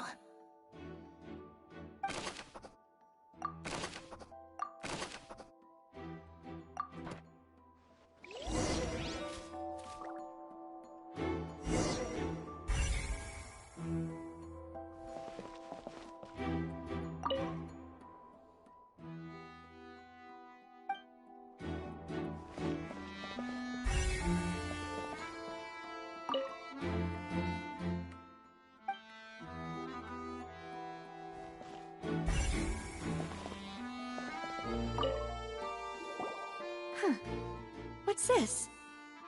Looks like a hook tied to the end of a rope. Huh? There's all kinds of odds and ends here. Perhaps it was a prop for a different trick.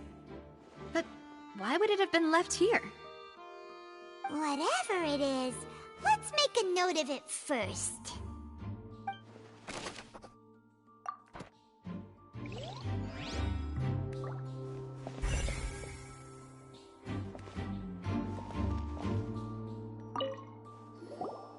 The floor is wet. Please be careful not to slip.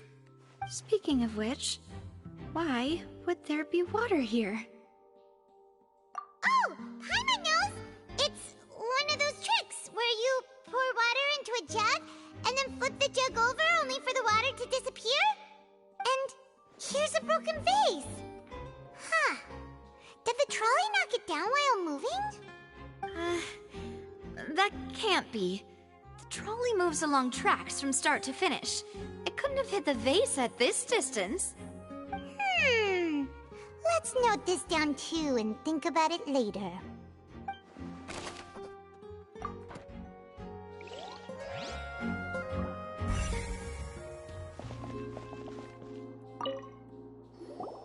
Oh, these are the clothes that the lady chosen from the audience was wearing, right?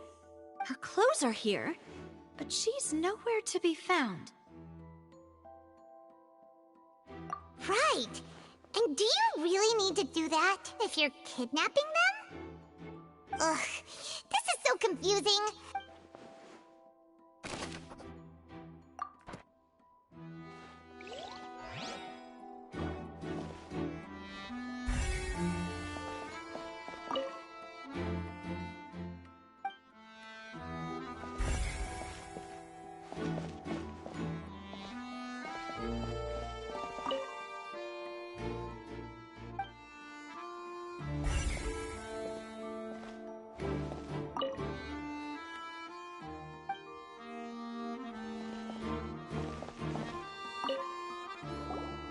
What is this place? It seems someone could fit through here. Huh. Could this have been the suspect's escape route? Alone, perhaps. But if they had to pull another person with them, the space would be too narrow. But there are no other ways in or out of here.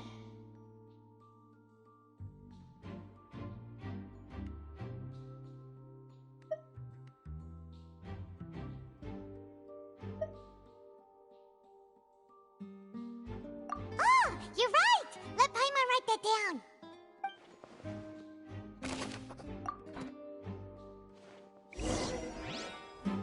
Seems we're just about done investigating down here. Yes. Let's head back up.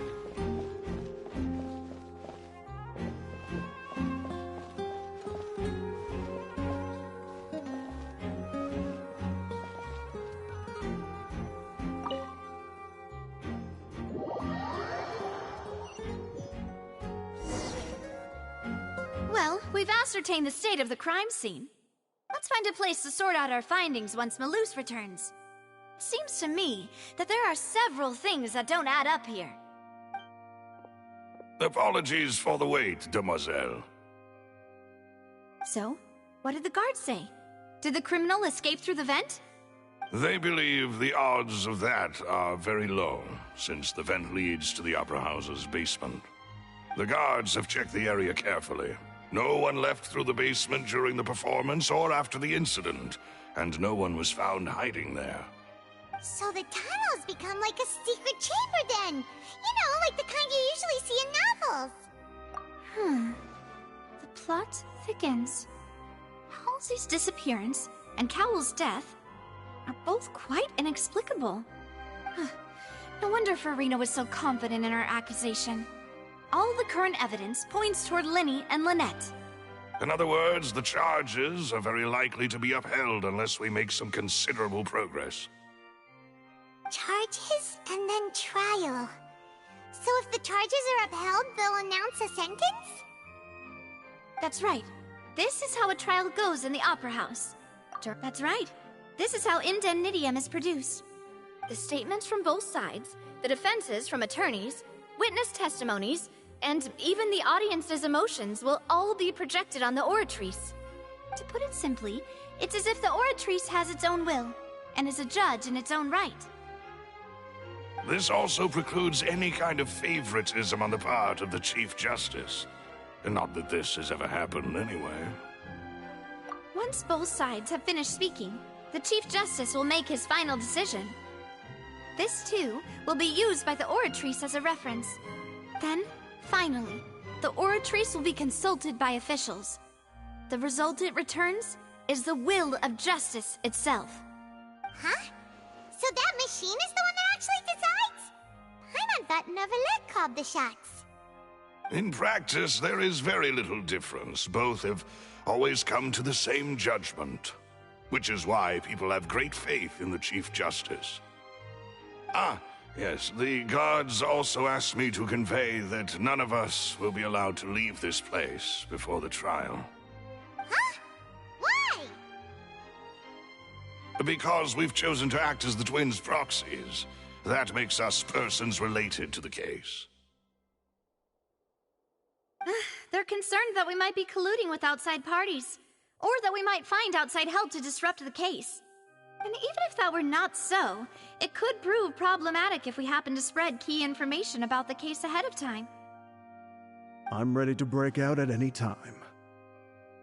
Whoa! There's no need for that! Paimon thinks they have a point. That said, are they providing food? Of course. I just hope you don't mind the lack of options. I'm afraid that catering to all tastes is not in the cards, nor is... In that case, let's just sort out our findings together here. Pity. I was hoping to take you to try some of Fontaine's famous desserts, too. I mean, what better way to properly think through our findings than over some tea and sweets? Huh. Breaking out suddenly doesn't seem like such a bad idea after all. Just kidding! Paimon will still do her best, even if there are no snacks.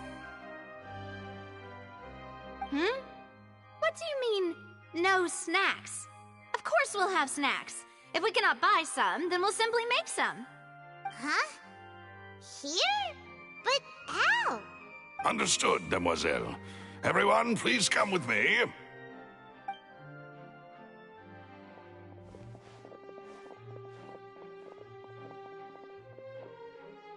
Wait, you're carrying a portable stove with you? Yes, I must be prepared to meet the Demoiselle's baking needs whenever the fancy strikes her. I have eggs, sugar, and almonds at the ready. Good work, you two. Then I'll get to it. Please sit tight for a moment. You'll get to taste my awesome snacks soon enough. These three are quite the interesting group.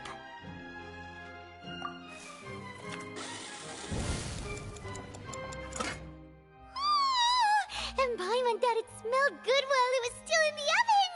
Oh, it's even better now. Paimon can't stop drooling. From the way you had these two guys carrying all that stuff around, Paimon thought you'd have them do more during the baking process. But you ended up doing the entire thing by yourself! Beating the egg whites, grinding almonds, everything! I was applauding. And I was giving encouraging smiles.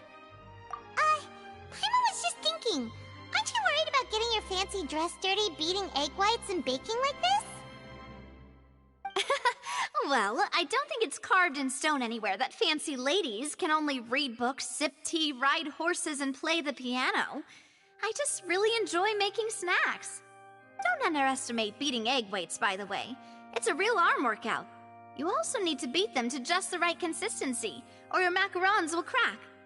Anyway, give these a try, fresh out of the oven. There's 3 for each of us. Only 3? Well, eating too many sweet treats might send all that sugar to your head. You wouldn't be able to think clearly about the case on a sugar rush, would you? Tea is ready to be served as well. This is Demoiselle's favorite, strong black tea with a floral fragrance that clears the mind and lifts the spirit. No need for concern. I'm merely doing as I should.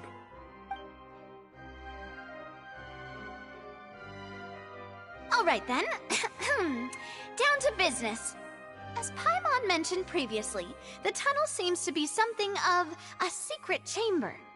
However, we can assume that Lyney and Lynette were not alone within it. Some criminal also occupied its sealed confines. The magician twins could have committed the crimes, of course, but they lack any logical motive. Exactly! Why would they do such a thing right when everyone was watching?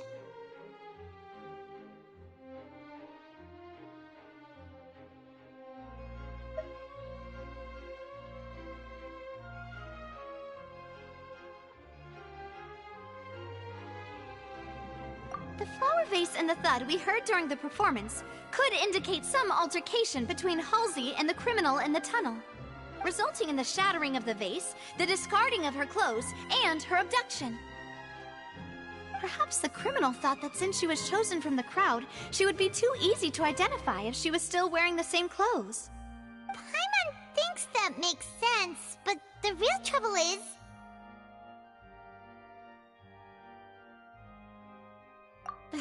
True. None of the clues we found thus far support the existence of this third person. But the only people left to consider are both technically victims, whether it's the missing girl, Halsey, or poor Cowl. Huh. Could Halsey have secretly made modifications to the magic props in order to murder Cowl before making her escape? That's right. And even if she had tampered with the setup, she would need to understand the entire trick to pull it off. Nor does she have any motive. The guard said that she has never had any dealings with the Magic Troop's members. Were we not thorough enough in our search? From the sound of things, this is turning into an impossible case. Your macarons are amazing, though, Navia. They smell great! They're nice and crisp and super sweet. They are my specialty, after all. And I see you've already had 5 of them. What? 5? Oh, that can't be right. Paimon only counted 3, honest! Please don't worry about it. At my age, a few less sweets might actually be a good thing. No. Being greedy is one thing, but Paimon knows how to count. Besides, Paimon knows that if she ate too many, then others wouldn't have enough.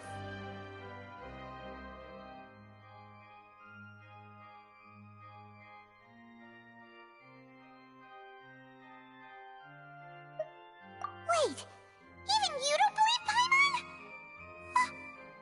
How could you? If Paimon ate those 2 extra macarons, then may they turn into stone in her stomach! All right, we get it. Well, I suppose one of us might have gotten too engrossed in our chat and eaten them by mistake. No big deal. Maloose, set up the stove again if you would. Huh? What are you doing? Making sure everyone gets 3 macarons, of course.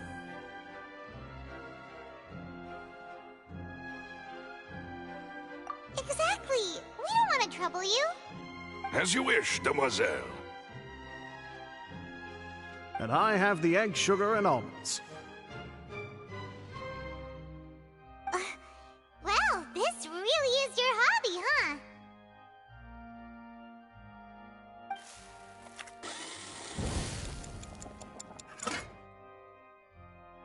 Well, that's it for snack time.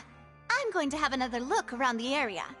I don't know what we're looking for yet, but we've still got some time. As attorneys, I suggest the 2 of you think the case over again. It would be awkward if you got all tongue-tied on stage during the trial. All right, thanks for your help, and for the snacks. It was nothing. A small task for the Spina di Rosula. Silver, Maloose, it's time to go. I'll be back if I find anything new.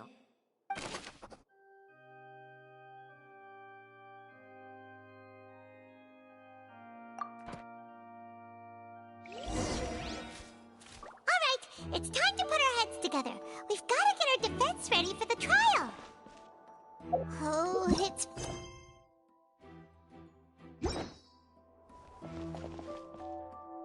Here, take Paimon's notes. They should help you review the situation.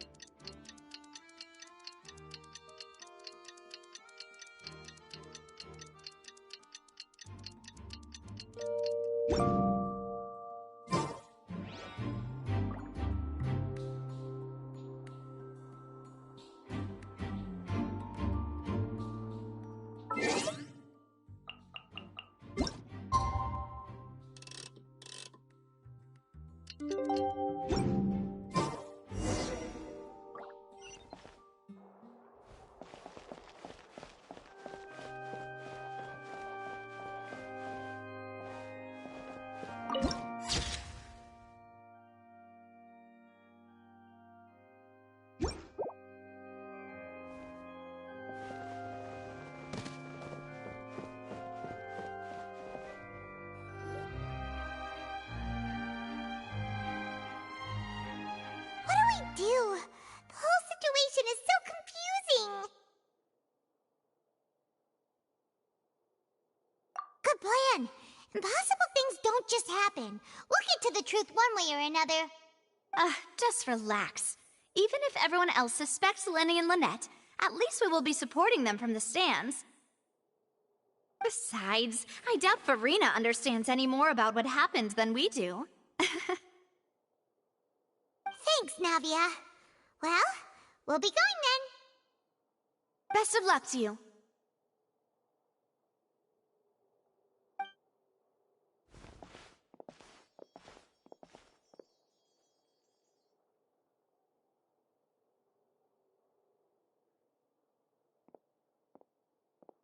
Ah, finally, you're back. Well, how did your investigation go? To be honest, you might be disappointed. No. We're already very grateful that you were willing to help. Well now, don't you all look disappointed? Don't tell me that your investigation came up empty-handed. That was to be expected, of course. The guilty can never produce proof of their innocence. But don't let that stop you. I shall be terribly disappointed should you, my most anticipated foe, concede so easily. Since both parties are present, I declare that the trial regarding the magic show incident is now in session. Firstly, in order for the audience to understand the causes and results of the incident, could we please have Mr. Linney explain the trick? Yes, of course. I will explain while Lynette demonstrates on stage. All the necessary items have been prepared.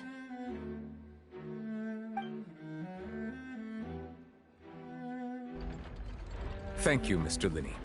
In that case, I take your statement to be that you ran to and remained hidden within the magic box in the audience stands once the trick began, and thus could not have committed the crime. Is this correct? Yes, that's correct, Your Honor. In that case, I call upon the prosecution. Lady Farina, do you wish to refute his statement in any way? Why, of course I do. Allow me to take the first shot and break this case wide open. Mr. Linney is clearly lying. There is no way you could have been in the box the whole time if you were to abduct Halsey and murder Cowell. In fact, I'd say you were hardly in that tunnel at all. That is simply your hypothesis based on the presumption that I'm guilty. Oh, is that so? And if I may ask, what did you hear while you were inside your box?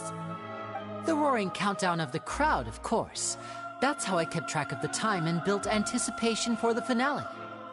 And you didn't hear anything else at all? Nothing that might leave an impression of any kind? No, nothing. I see.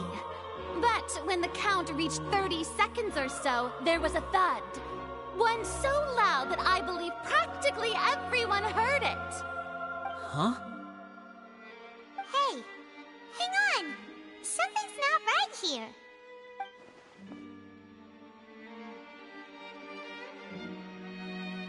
Yeah, I'm sure he could have heard a noise that loud from inside the box. I was right by the box, and I definitely heard the thud. Look at those scales. Could those mean...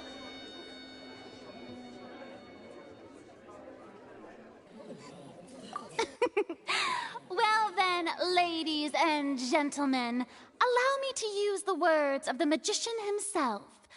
You never know what can happen in the blink of an eye. Indeed, it seems his alibi can also collapse in the blink of an eye.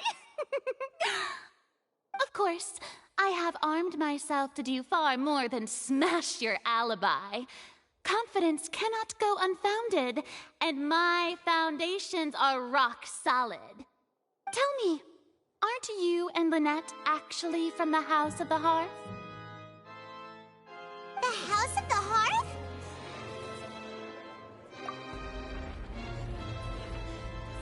No wonder they did something like this. So the serial disappearances were the Fatsui's doing. Now it all makes sense. I've got a feeling that what happened on stage probably wasn't just an accident. That's irrelevant. Our identities have nothing to do with what happened. Indeed. Then perhaps you could tell us everything that happened during that 1 minute. Your first priority is to prove yourself innocent after all. I'm sure there is little that needs to be kept secret now. Unless your script already has holes in it. The Outlander is speechless. My, oh my, don't they look flabbergasted? Now comes the infighting and discord, I suppose. This was almost too easy. Good thing I made all those preparations. Seems the all-nighter I pulled last night is really paying off. Hey, Linny! Why didn't you tell us this before?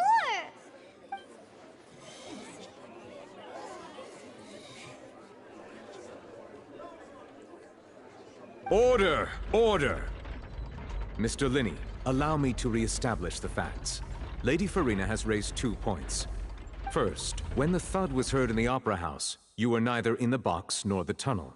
Second, you and Ms. Lynette are both members of the House of the Hearth. Are these claims true?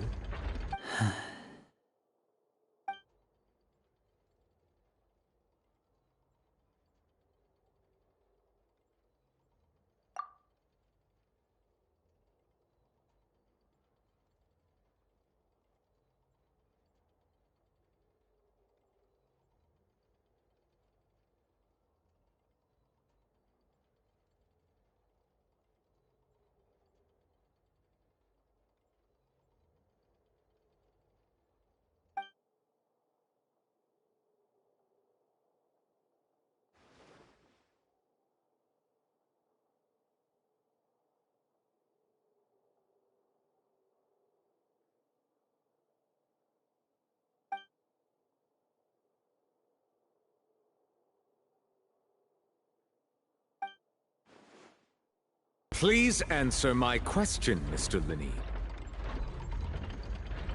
I'm sorry. Yes, they're true, Your Honor.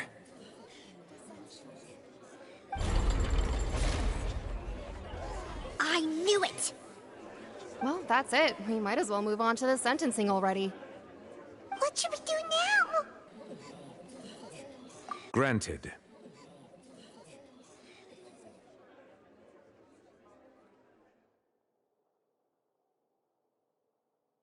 In that case, what is your request?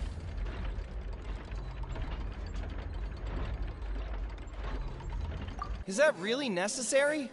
They're already as good as guilty. The defendant deceived their own attorneys. What is there left to discuss? Order! Order, I say! Your request is reasonable, and we shall adjourn. This trial will reconvene in 1 hour. So you would stick to Mr. Linney's defense even after knowing what you do now? You certainly have more professionalism than I thought. In that case, my dear audience, let's allow the joy of victory to steep for a little while longer.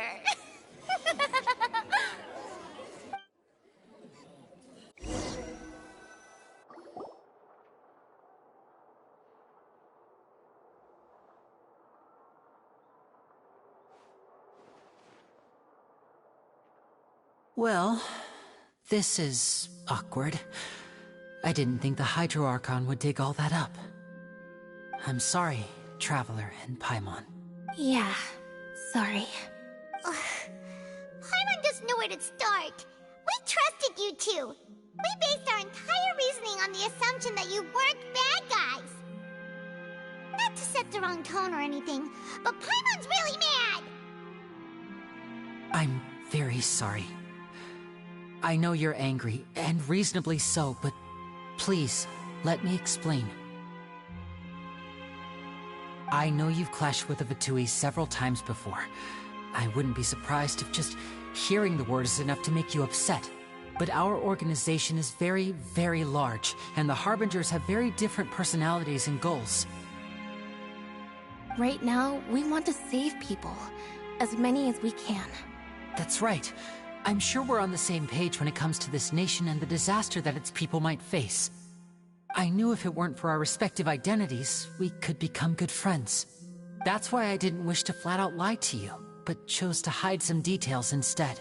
The truth is very important, but being completely transparent about everything would see us spending more effort than we need to. Right. So, you be the judge.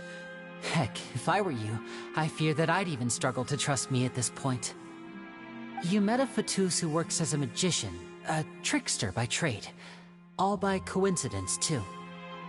But still, I'm asking you to trust me. I am no criminal. At least, not in this case. Sorry. Please forgive us. Well, you both say that, but...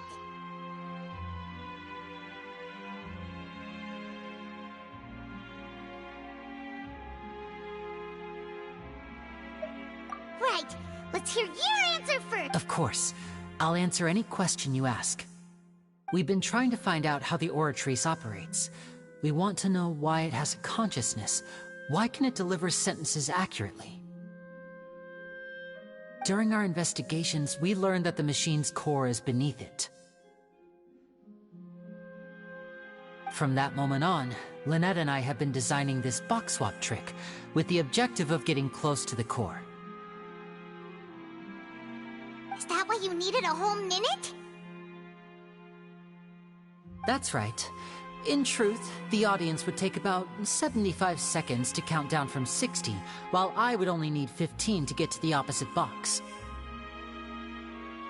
So, after jumping into the tunnel, I accessed the Opera House basement via the vent, and went to investigate the room in which the core is stored.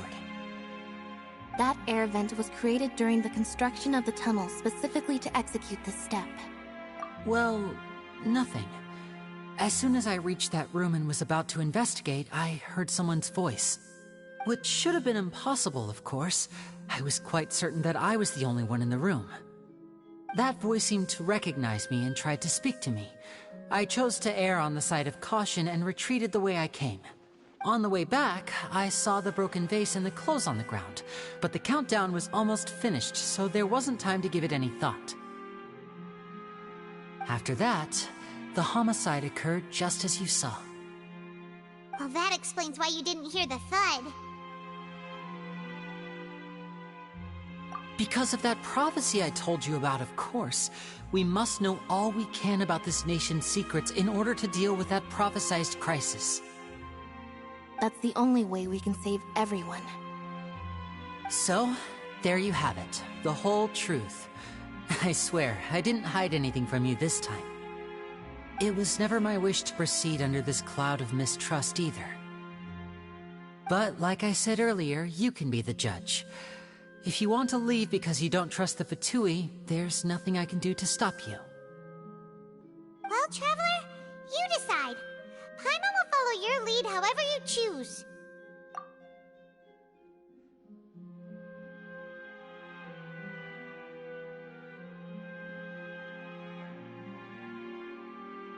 Okay, thank you. Thanks for giving us a chance. The current problem is that the scales are tipped pretty badly against you two. If we want to refute the Hydro Archon's accusations, we're gonna need a seriously watertight defense. Huh? Oh, Paimon thinks she gets what you mean.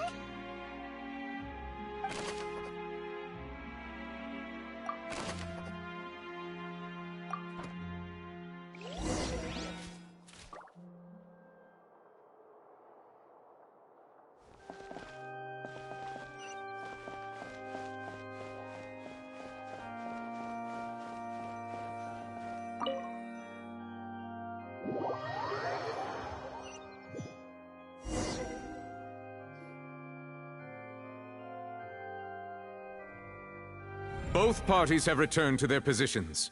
Let us continue the trial. When last we left off, Mr. Linney acknowledged the new evidence presented by Lady Farina as fact. Therefore, Lady Farina may continue stating her reconstruction of the events. Ugh, that took long enough. Now then, if everyone would lend me their attention.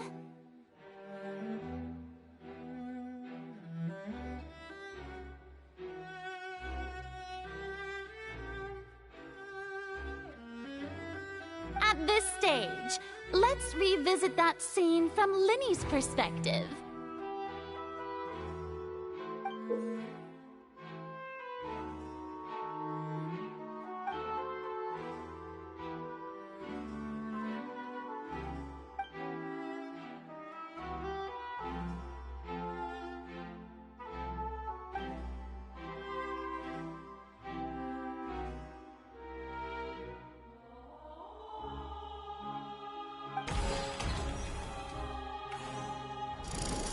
Countdown began, he entered the tunnel. When the flatbed trolley passed, he opened the box and got into an altercation with Halsey, which caused the loud thud.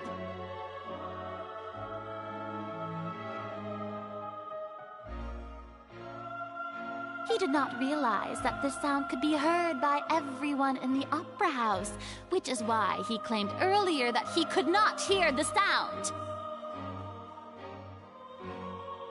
Finally, he used the vase to knock her out, before making her change clothes to prevent others from recognizing her. At this time, Cowell arrived in the tunnel, having heard that strange noise, and caught Linney red-handed. So Linney proceeded to knock him out too before stuffing him into that box. Afterward, Linney passed the unconscious Halsey to his accomplice through the magic box in the audience stands, before operating the devices such that Cowell's death would be ruled an accident.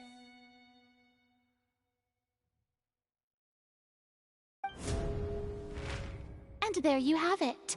That's the truth behind what happened. Does the defendant's side have any objections to Lady Farina's description of the events? The key to refuting Lady Farina is the order of events. What Linney experienced and what he saw.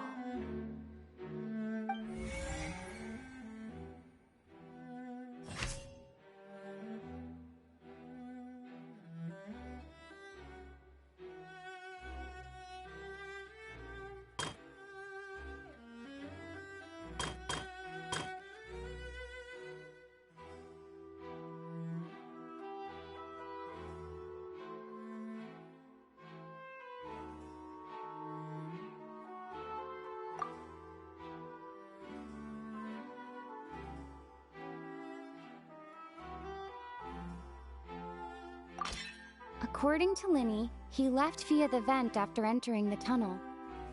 He couldn't have had that altercation with Halsey.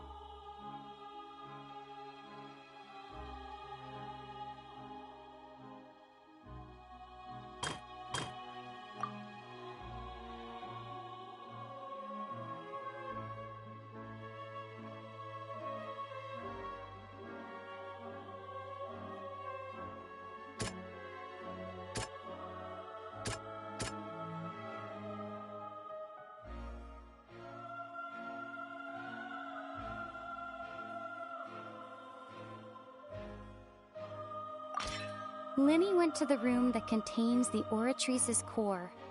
This is the actual truth.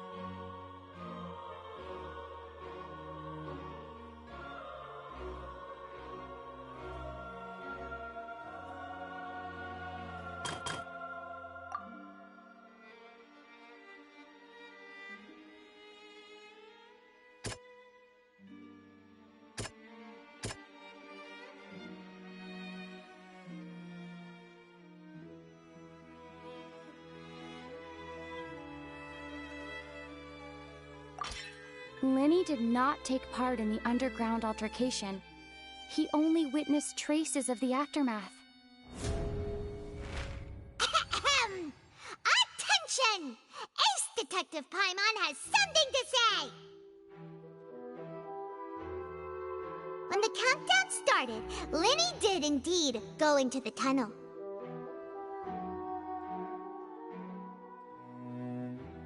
But he immediately used a vent to access the Opera House basement, which is where the underground core of the Oratrice is stored. Once he reached that area, he heard a voice in what should have been an empty room. Since he felt something was amiss, he returned immediately. The crime scene had already developed by the time he reached the tunnel again, and in order to complete the magic trick, he did not remain there for any length of time.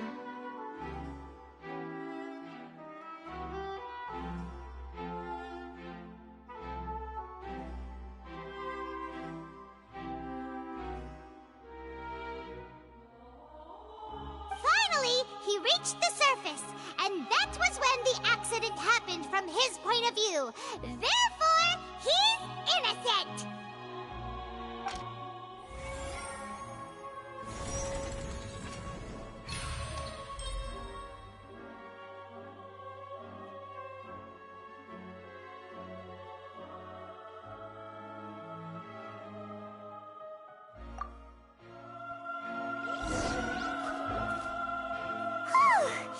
Paimon did it!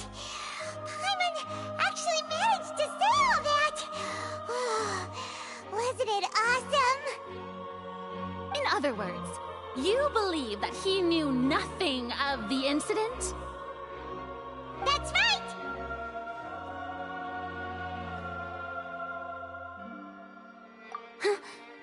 My reasoning?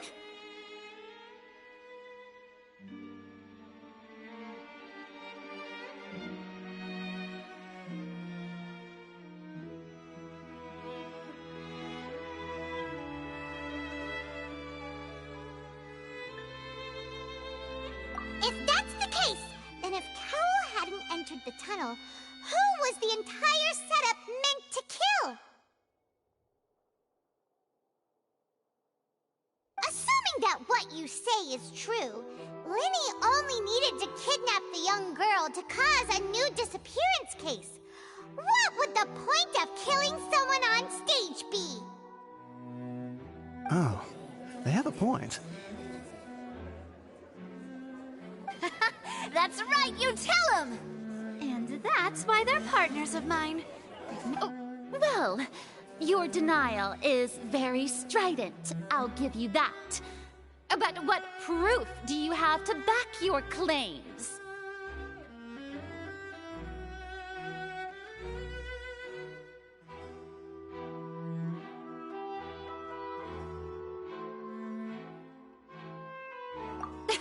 Of course I do.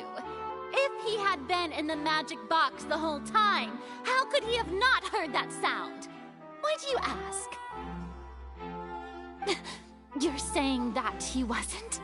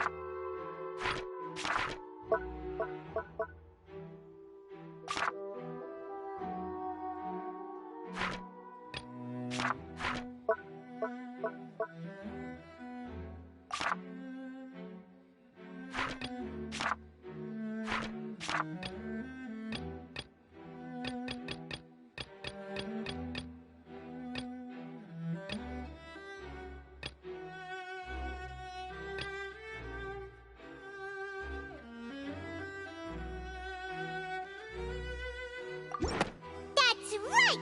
Lenny wasn't in the box or in the tunnel. That's why he didn't hear anything strange during the performance. This means that when the crime happened, Lenny had already entered the basement via the vent. The same clue you used to disprove his alibi has now become the best proof! How do you like that? Well played. To think you'd use such logic. Well then, if it wasn't Lenny who committed the crimes, then who was it?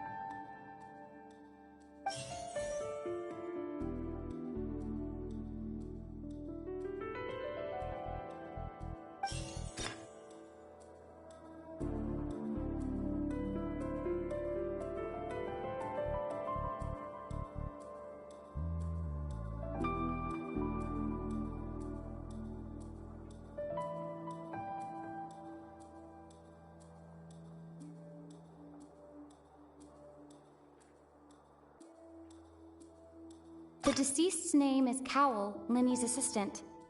He would have been able to tamper with the equipment.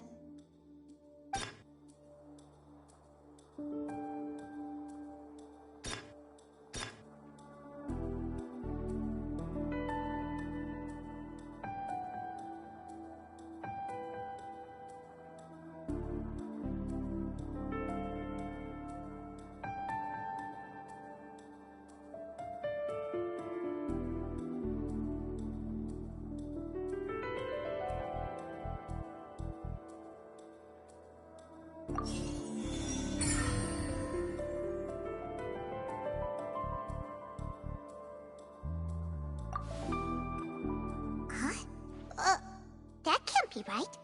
Are you serious?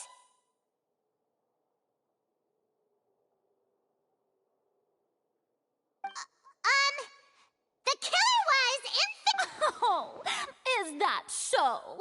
How interesting! What I must do next is recreate the truth. What Cowell did, and how he went from would-be perpetrator to victim.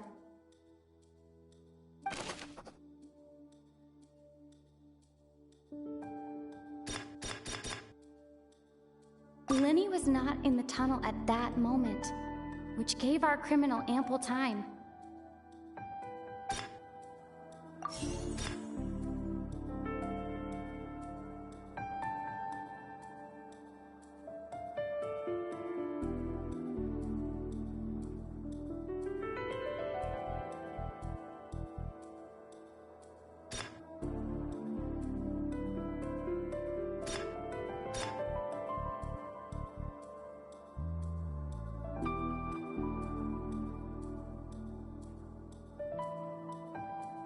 The sound we heard may have come from a clash between the missing Halsey and the criminal.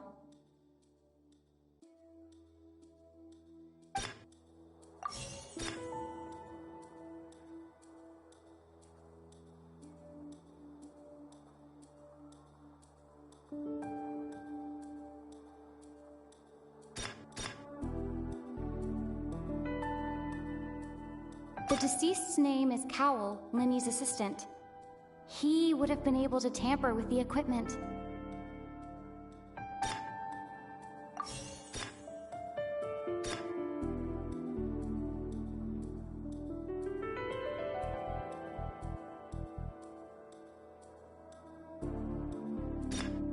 Halsey's clothing was in the tunnel. So, there must have been some fear that she would attract a...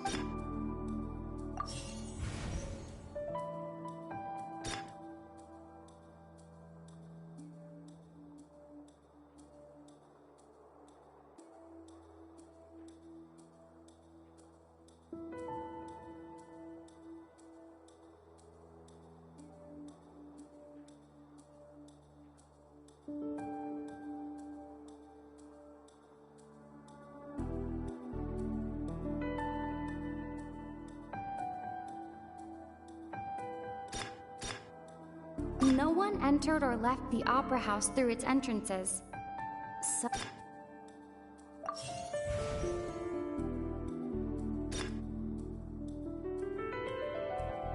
It would have been tough for both people to fit into that vent. They would likely have bumped into Linny as well.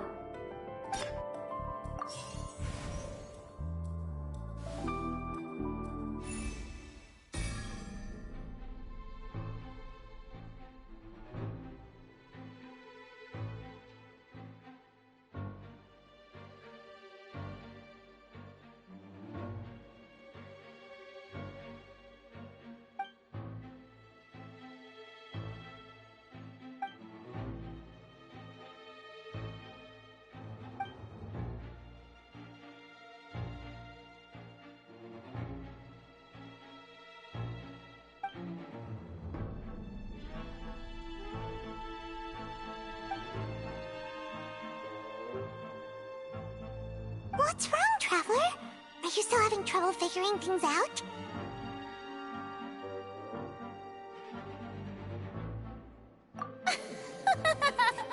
I see how it is. So this was all just a bluff. And here I thought you had something to show for it. Look, since we're at a dead end, why not consider a different track? Just like the trick as it transpired, the end result must have been utterly different from the magician's initial design. If only we knew how Halsey disappeared. Well, that would be nice, but the tunnel only has 3 exits, and none of them seem very likely. And it's not like this is a magic trick where you can just make a real live person disappear. You know, like you did from that water tank, Lynette.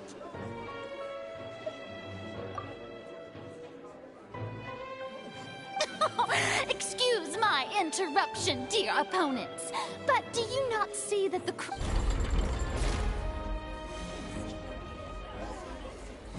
If the defense is unable to make further effective arguments, we will move on to the next stage of the trial.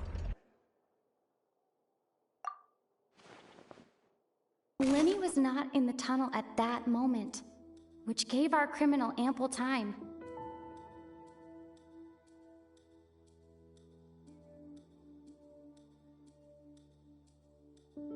The sound we heard may have come from a clash between the missing Halsey and the criminal. The deceased's name is Cowell, Linny's assistant. He would have been able to tamper with the equipment.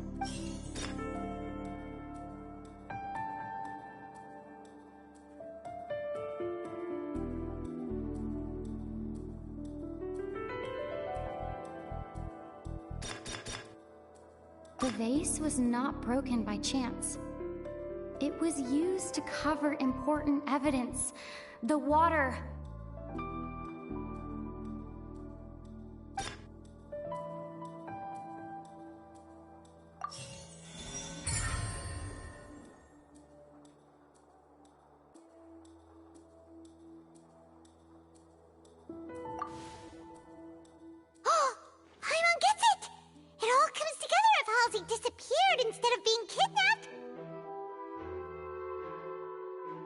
Lynette escaped from the water tank, vanishing gradually and leaving only clothes behind.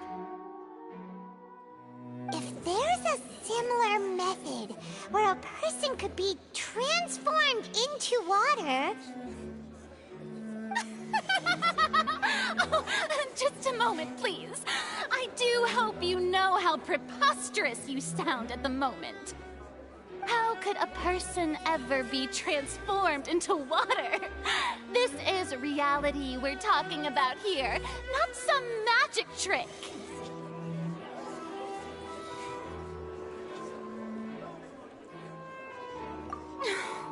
Must we really? I should think that of anyone. Your friend Linny already knows this truth very well. Magic tricks are ultimately just illusions and misdirection. But Halsey's disappearance is very real. We're talking about two completely different things. Even so, I trust the Traveler's judgment. The truth must be out there somewhere. Perhaps some new line of reasoning may open if we try to gather all the focal points that don't make sense. Since Cal was the deceased, we haven't placed much attention on him. But given that we aren't making much progress with the case, it wouldn't hurt to have a look at his belongings, would it? People really do come up with all sorts of harebrained schemes when at the end of the rope. The way I see it, your suggestion that we broaden the scope of our investigation is nothing but a tactic for stalling the trial. Nevertheless, I believe that this is a reasonable request on the part of an attorney. Since the trial does indeed appear to be at an impasse, I believe that additional evidence may help us make more progress. Guards, please step into the lounge and examine the personal effects of the deceased Cowell.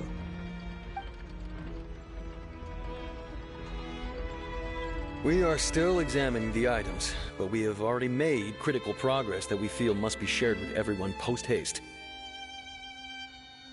We discovered several test tubes of fluid within Cowell's baggage, each labeled separately. The notebook in his backpack claims that these fluids are water from the primordial sea. The primordial sea? The note's contents also indicate that Cowell belonged to an organization that sells illegal drugs and that he had an accomplice. The notebook has many entries concerning safe usage of these fluids, in which the keyword dissolve appears many times. One of these tubes was labeled Opera Epiclese, along with yesterday's date. It is empty. The notes also state that these dissolution properties work exclusively on people from Fontaine. It's likely that Halsey was chosen as some sort of test subject. As such, we believe that the defense's hypothesis is, in fact, supported by sufficient evidence. You've got to be kidding! People dissolving into water? Could something so ridiculous actually be true? Wait a moment. This reminds me of a certain prophecy, but it's just a coincidence, isn't it? Huh. If people can become water, does that mean that the water tank's real use was as a means to hide water stains? And if Cowell was targeting that girl... Wait just a minute. Could that mean... You two, with me, quick! Demoiselle, wait! What about your partners? Let's go. Just trust me. Order! Order! It is undeniable that further examination of the deceased's personal effects has yielded some surprising results, but we cannot yet verify the veracity of these clues. Still, let us assume that these clues are indeed authentic, albeit with the understanding that Ms. Halsey has yet to be found. Guards, please continue examining the items along these lines. Mr. Linney, it appears your hypothesis is supported by the evidence, so please continue speaking. Of course. Thank you, Your Honor. If we uphold this hypothesis, I believe that many of this case's seemingly unrelated clues can be connected together. Right! Like the metal hook! That one didn't make sense at all. Let's methods must have something to do with that water from the primordial sea.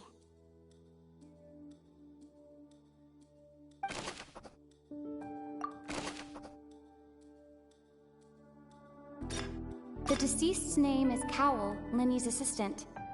He would have been able to tamper with the equipment.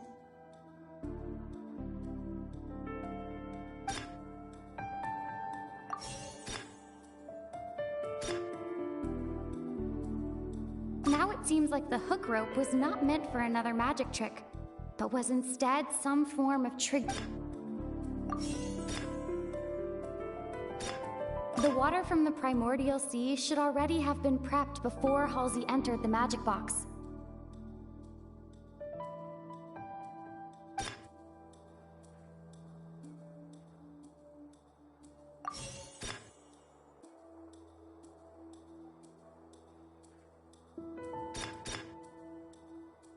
I remember there was something else within the inner layer of that box.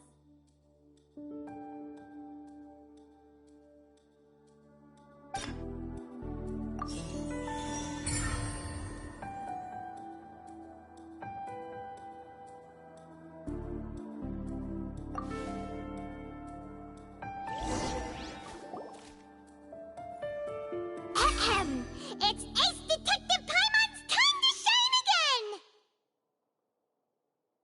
In the original plan, Cowell would tamper with the water tank rope and the number selector securing his target.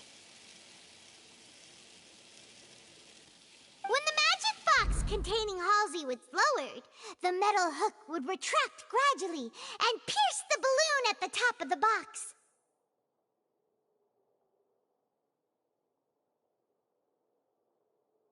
When the balloon attached to the box popped, the water from the primordial seed inside it would pour down and dissolve Halsey.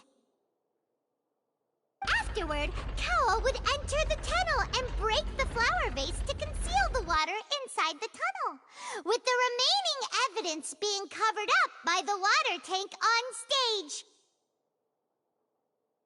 But he encountered something unexpected in the tunnel, and wound up being fatally hit by the same water tank he meant to use to cover his tracks. Huh. That does make sense. That actually links together a lot of the more confusing pieces of evidence.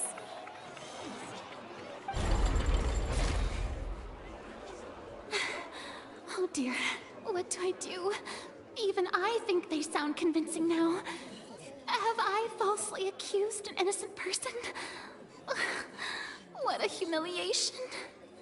Now, it seems like the only point of contention remaining is the exact circumstances that led to Cal's death. His notes mentioned he had an accomplice who could be related to the situation.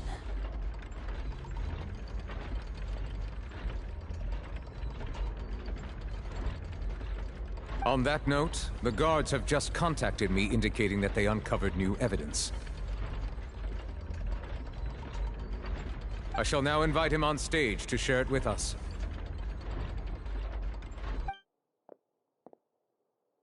Thank you, Your Honor. We were just inspecting the luggage of the other people involved in this case. And we found an identical sample of the water from the primordial sea among Linny's personal effects. What? That can't be. Oh, I see.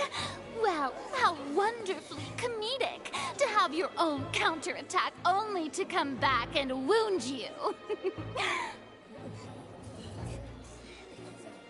Does this not clear all doubt?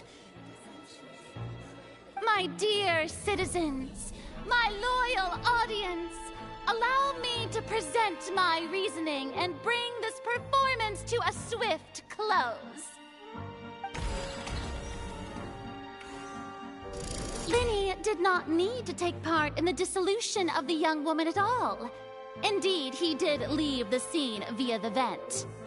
Having made modifications to the props beforehand, his accomplice Cowl then caused Halsey to vanish using the water from the primordial sea. But upon his return, in cruel avarice, Linny desired sole credit and prepared to do away with his partner in crime.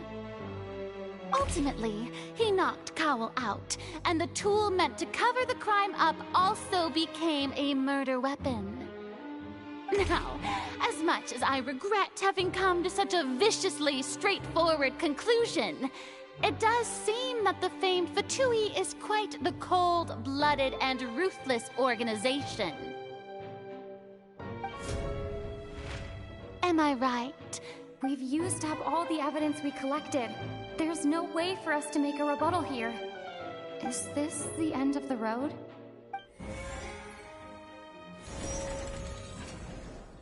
Oh no! Paimon can't think of anything either. It doesn't look like there's any way around this. Seems using the water as new evidence was too good a move. Why did this have to happen now? I think we've all seen enough now, and we have ample witnesses to my flawless reasoning. I believe this is indeed the finale. Now then, my good, noble Chief Justice, should we not, in your view, move... Excuse me, everyone, but I must interject!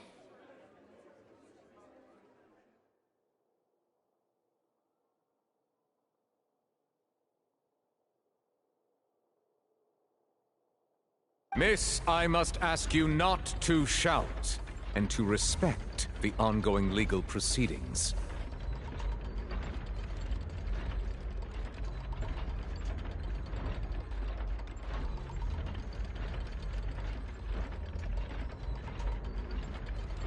Oh, come on! Don't be hasty! I have a good reason for interrupting, you know. Now, would anyone here like to take a little break from all this debate and see a little magic? I'll show you an amazing trick, one that can bring a young woman who has disappeared back in the flesh, right before your very eyes. Please, do the honors, Mr. Linny, if you would be so kind. What in the world is she saying? No offense, miss, but miracles like that are beyond my scope as a magician. Come on now, don't be silly. Magic is all about misdirection, isn't it? It often conceals the truth while presenting a fascinating illusion. But once everyone believes the illusion, can't magic reveal the truth to them once again? And wouldn't such a trick be the most marvelous finale to today's performance? Come on, Linny and Lynette. Give it another go. Don't worry. Spina di Rasula has made the necessary arrangements on your behalf. But, as the magic makers and stars of the show, I think I should leave the final performance to you. I understand.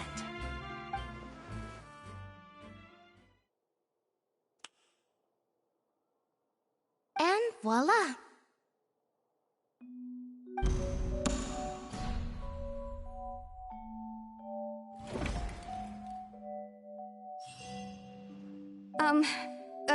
Sorry for the interruption. Wait, isn't that Halsey? So the whole thing about people dissolving wasn't true after all? To be clear, I'm only here because this person told me that if I testified, the merit of doing so would lessen my sentence. I was hiding outside this room listening to the proceedings because I was afraid that I would be the one put on trial. I was just feeling happy that no one had noticed me, and then before I knew it, she caught me. That'll teach you to underestimate us three. Where should I begin? I'm sorry. I'm the one who killed Cowl. What? Why? Firstly, my name isn't Halsey. It's Lillian, and I'm originally from Mondstadt. I heard that Linny's show was gonna be a real thriller, but I missed the chance to buy a ticket, so I stole one. That's how I make a living. I steal stuff here and there, and I'd never been caught before. But I was noticed at the harbor a few days ago, and I barely got away. Linny was the one who caught me in the act. Hey, no wonder you look familiar. So you were the thief! Liddy even mentioned that you were pretty skilled. Well, and I thought that would have been the end of it, but then the number selector chose me. He even mentioned the Fortress of Meripede. That's a prison, isn't it? So you can imagine how shocked I was. I thought he was on to me for sure. So I played along with the show while looking for an opening to flee, but then I got water poured on me for no reason, and then someone jumped into the tunnel to nab me. I wasn't going to take that lying down, so I knocked him out and stuffed him into the box.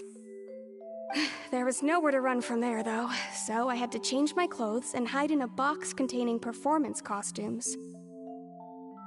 I slipped out after the first guard arrived at the scene and continued hiding inside the opera house.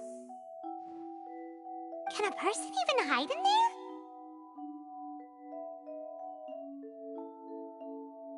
But I swear I didn't know that the water tank would fall down.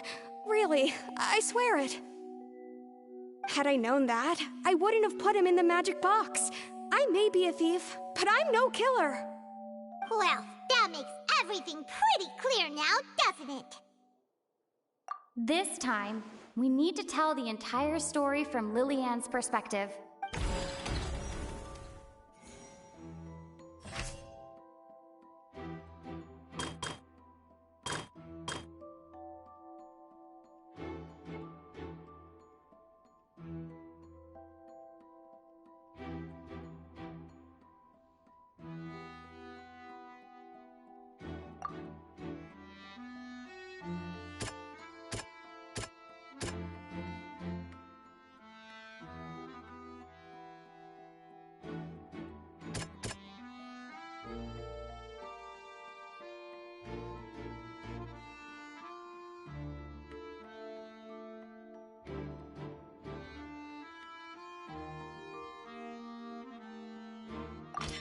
The strange sound wasn't from a fight. It was Lillian's attempt to break out when she was frightened.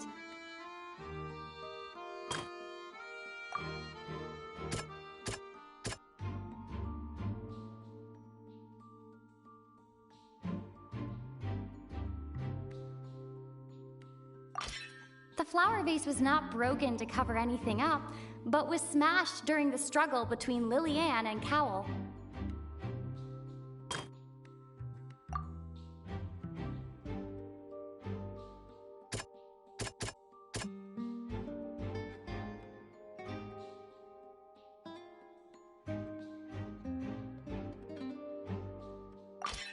Lillian was afraid that she would be recognized if she left, so she changed clothes and hid, biding her time.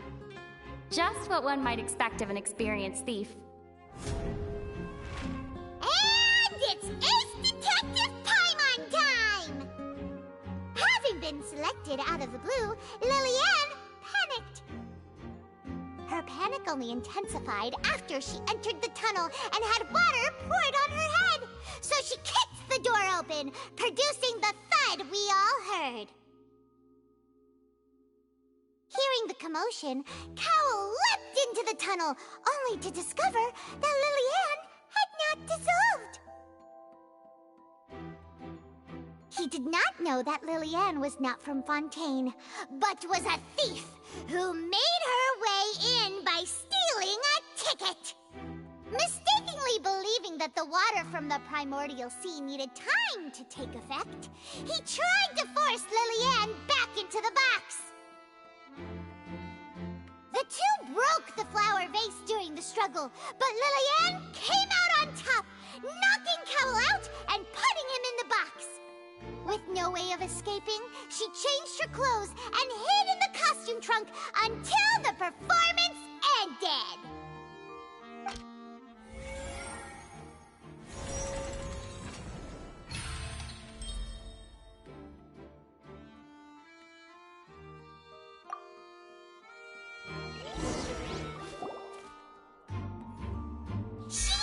that she would have to go through guard inspection if she tried to leave afterward.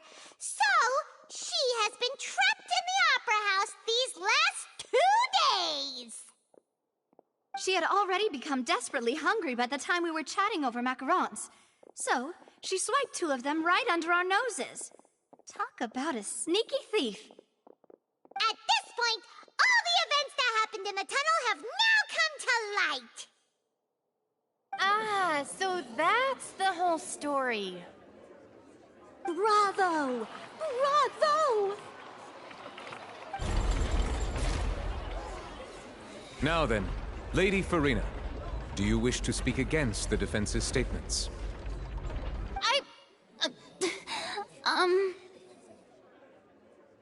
Please answer the question, Lady Farina. Also, if I may add, the trial has not yet ended. As such, I request that the prosecution not leave the room before the proceedings have concluded. What? Are you reading my mind now? No, I have no further arguments. I admit defeat. But really, could you at least have left me with some dignity? Wow, look at that! She's like a deflated balloon now! If there are no objections, then as the Chief Justice of Fontaine, I shall once again repeat the full sequence of events. The actual perpetrator of the serial disappearances, Cowell, selected his next victim from the audience reservation list. With some modifications to the selector, he could ensure that the pre-selected young woman would be chosen.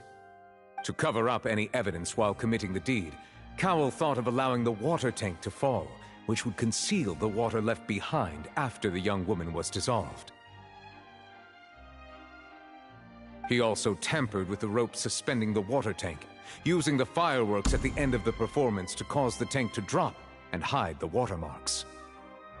He poured the water from the primordial sea into a balloon during the preparation of the magic box and stuck it to the box's lid.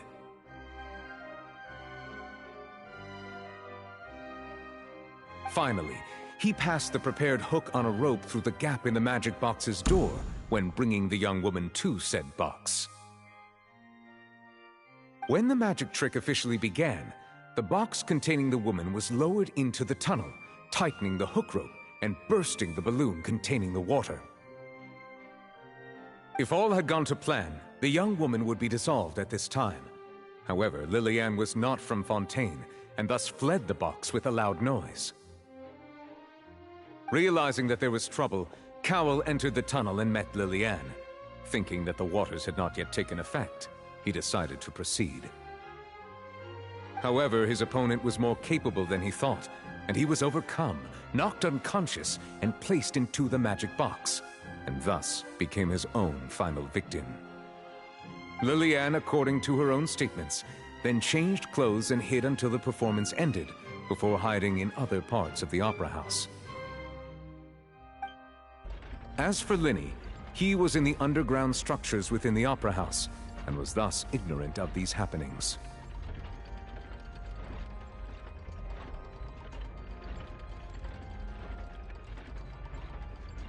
From this reconstruction of events, we can conclude that Linny, the accused, is in fact innocent.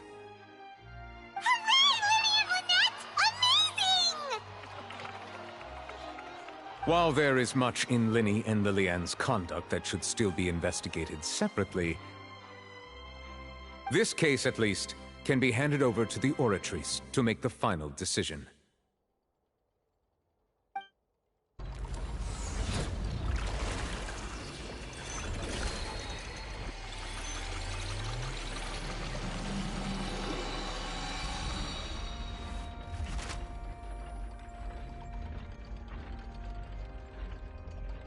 As such, Linny and Lynette are officially declared not guilty.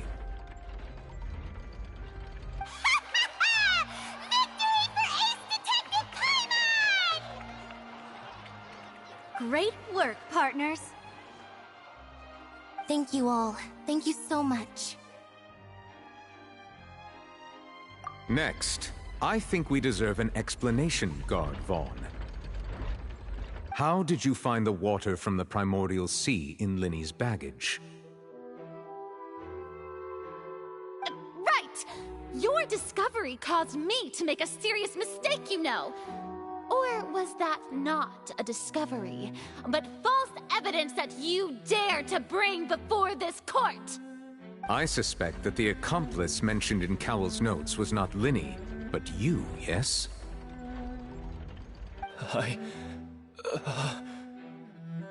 I'm sure you know what you must do to lessen your sentence. Speak quickly! Unless you want to earn yourself a one-way ticket to Coupon Town. I was just following orders.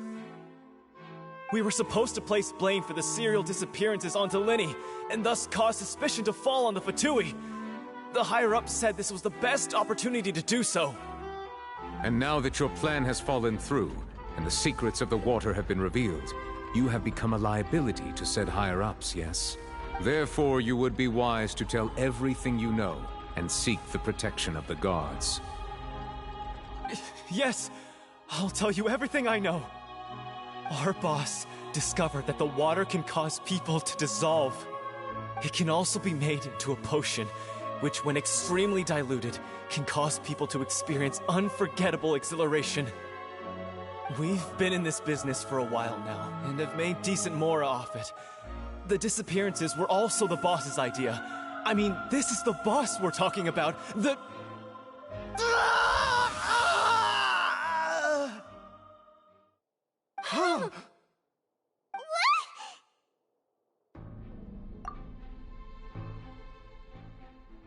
And now he can no longer talk.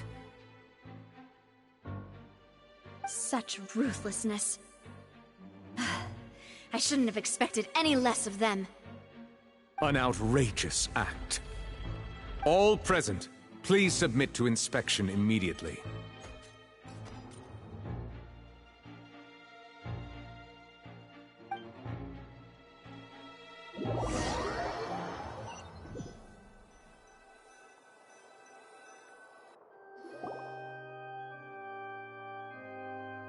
So, we're just going back now?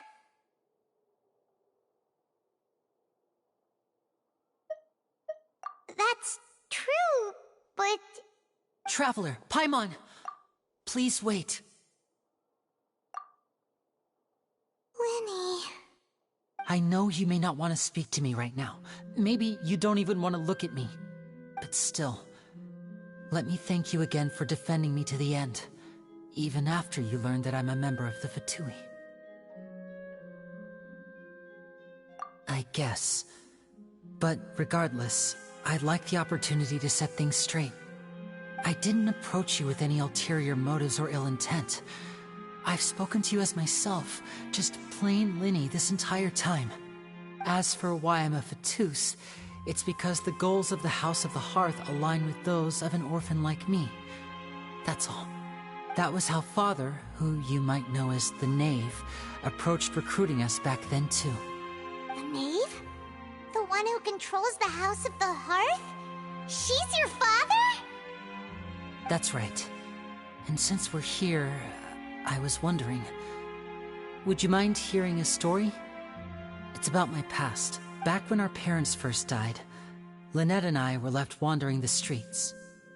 To survive, I took to surreptitiously observing an older street performer who did magic. It took me several days to figure out how he pulled off his amazing tricks. I took my sister through several streets until we found a crowded corner, and we began to perform magic tricks there. To my surprise, we proved to be pretty popular, and we could at least stop worrying about where our next meal would come from for a time. But I didn't want my sister to remain a street rat together with me forever. Before long, an aristocrat came to me and claimed that he wished to take us in after watching my performances. So you went from orphans to nobility just like that? That was how we felt at first too. As if fate was on our side and we could say goodbye to those painful days. But I gradually discovered that while we were called foster children, he was really after my talent for magic tricks. He would constantly take me to all sorts of banquets to garner attention, which he would then use to expand his social circles. That doesn't seem too bad either. Better than roaming the streets at any rate. It took a while for me to realize just how dark his heart really was. After one particular performance at a banquet, I discovered that Lynette was not on the same return vehicle as me. I waited a long time after we returned home, but she did not come back. I went to that noble's bedroom and asked him about her whereabouts. The answer he gave me was, she caught the eye of the most eminent person at the banquet, so I sent her over as a gift. I mean, you'll be able to perform your magic regardless of who your assistant is, yes? Oh no. So he was gonna... But wouldn't Fontaine's laws deal with such people? As far as outsiders are concerned, this is a relationship akin to adoption or foster care, and they have their ways of escaping the eye of the law. I managed to ferret out the location of the mansion of that so-called eminent person, and hurried through the night. But by the time I leaped over the walls, avoided the guards, and made my way in, all I saw was the moonlit ground covered in blood, and the knave standing there in the darkness. So, she'd already taken care of that guy. That's right. She had rescued my sister before she could come to any harm, and had even discovered several girls hidden in a basement, all of them orphans. Father, I mean, the knave, might have seen something in me, and so she made me an offer. The House of the Hearth welcomes you, for your interests align with ours. Here, none will ever betray you. Indeed, betrayal shall never be permitted here. I was hesitant to trust her. I mean, I had just been betrayed by nobles. But she was also quick to destroy the noble who had taken us in at first, giving us back our freedom. Oh, so that's how the two of you joined the House of the Hearth.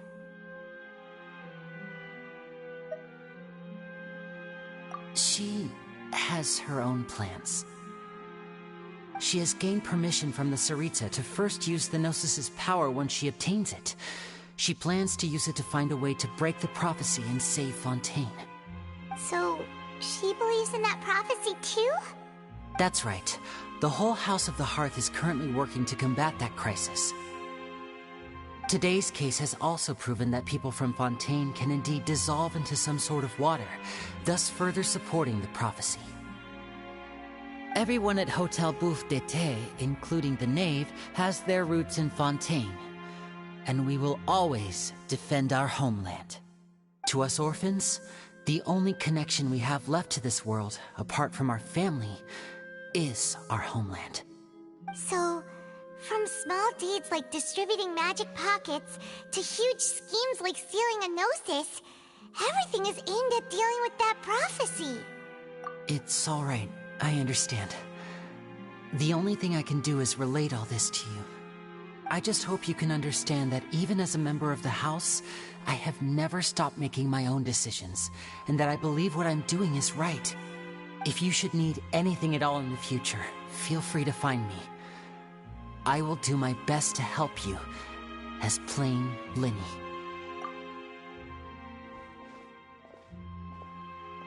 Bye, Linny!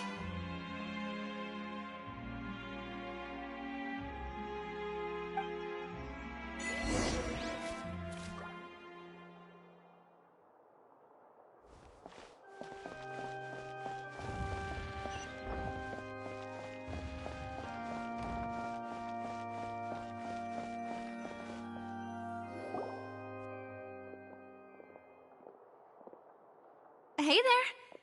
What was with the disappearing act you pulled right as the trial ended?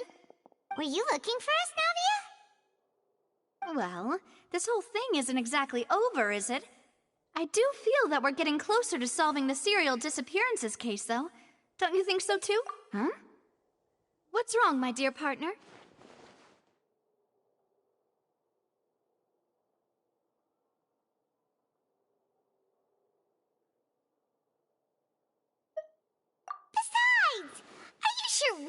ones who can crack a case that's been cold for decades now? And given that there's new evidence from the trial, there should be a trail of breadcrumbs for the Hydro Archon's people to follow now, right? Ah. I see. Well, I won't lie. I'm a little shocked to hear that from you. But I suppose you are just travelers who have only arrived in Fontaine after all. Sorry. I might have been too presumptuous. Don't say that, Navia. Ah, and we were having so much fun investigating with you, too. It was like having new waters flowing into a stagnant mire, causing new hope to spring forth, and the reflection in the murk to become clearer. Well, sorry about that. I'm a bit prone to nostalgia. Don't mind me. Wait, shall we have a farewell meal? You know, to commemorate our time as partners? Huh? Do we really need to get that formal?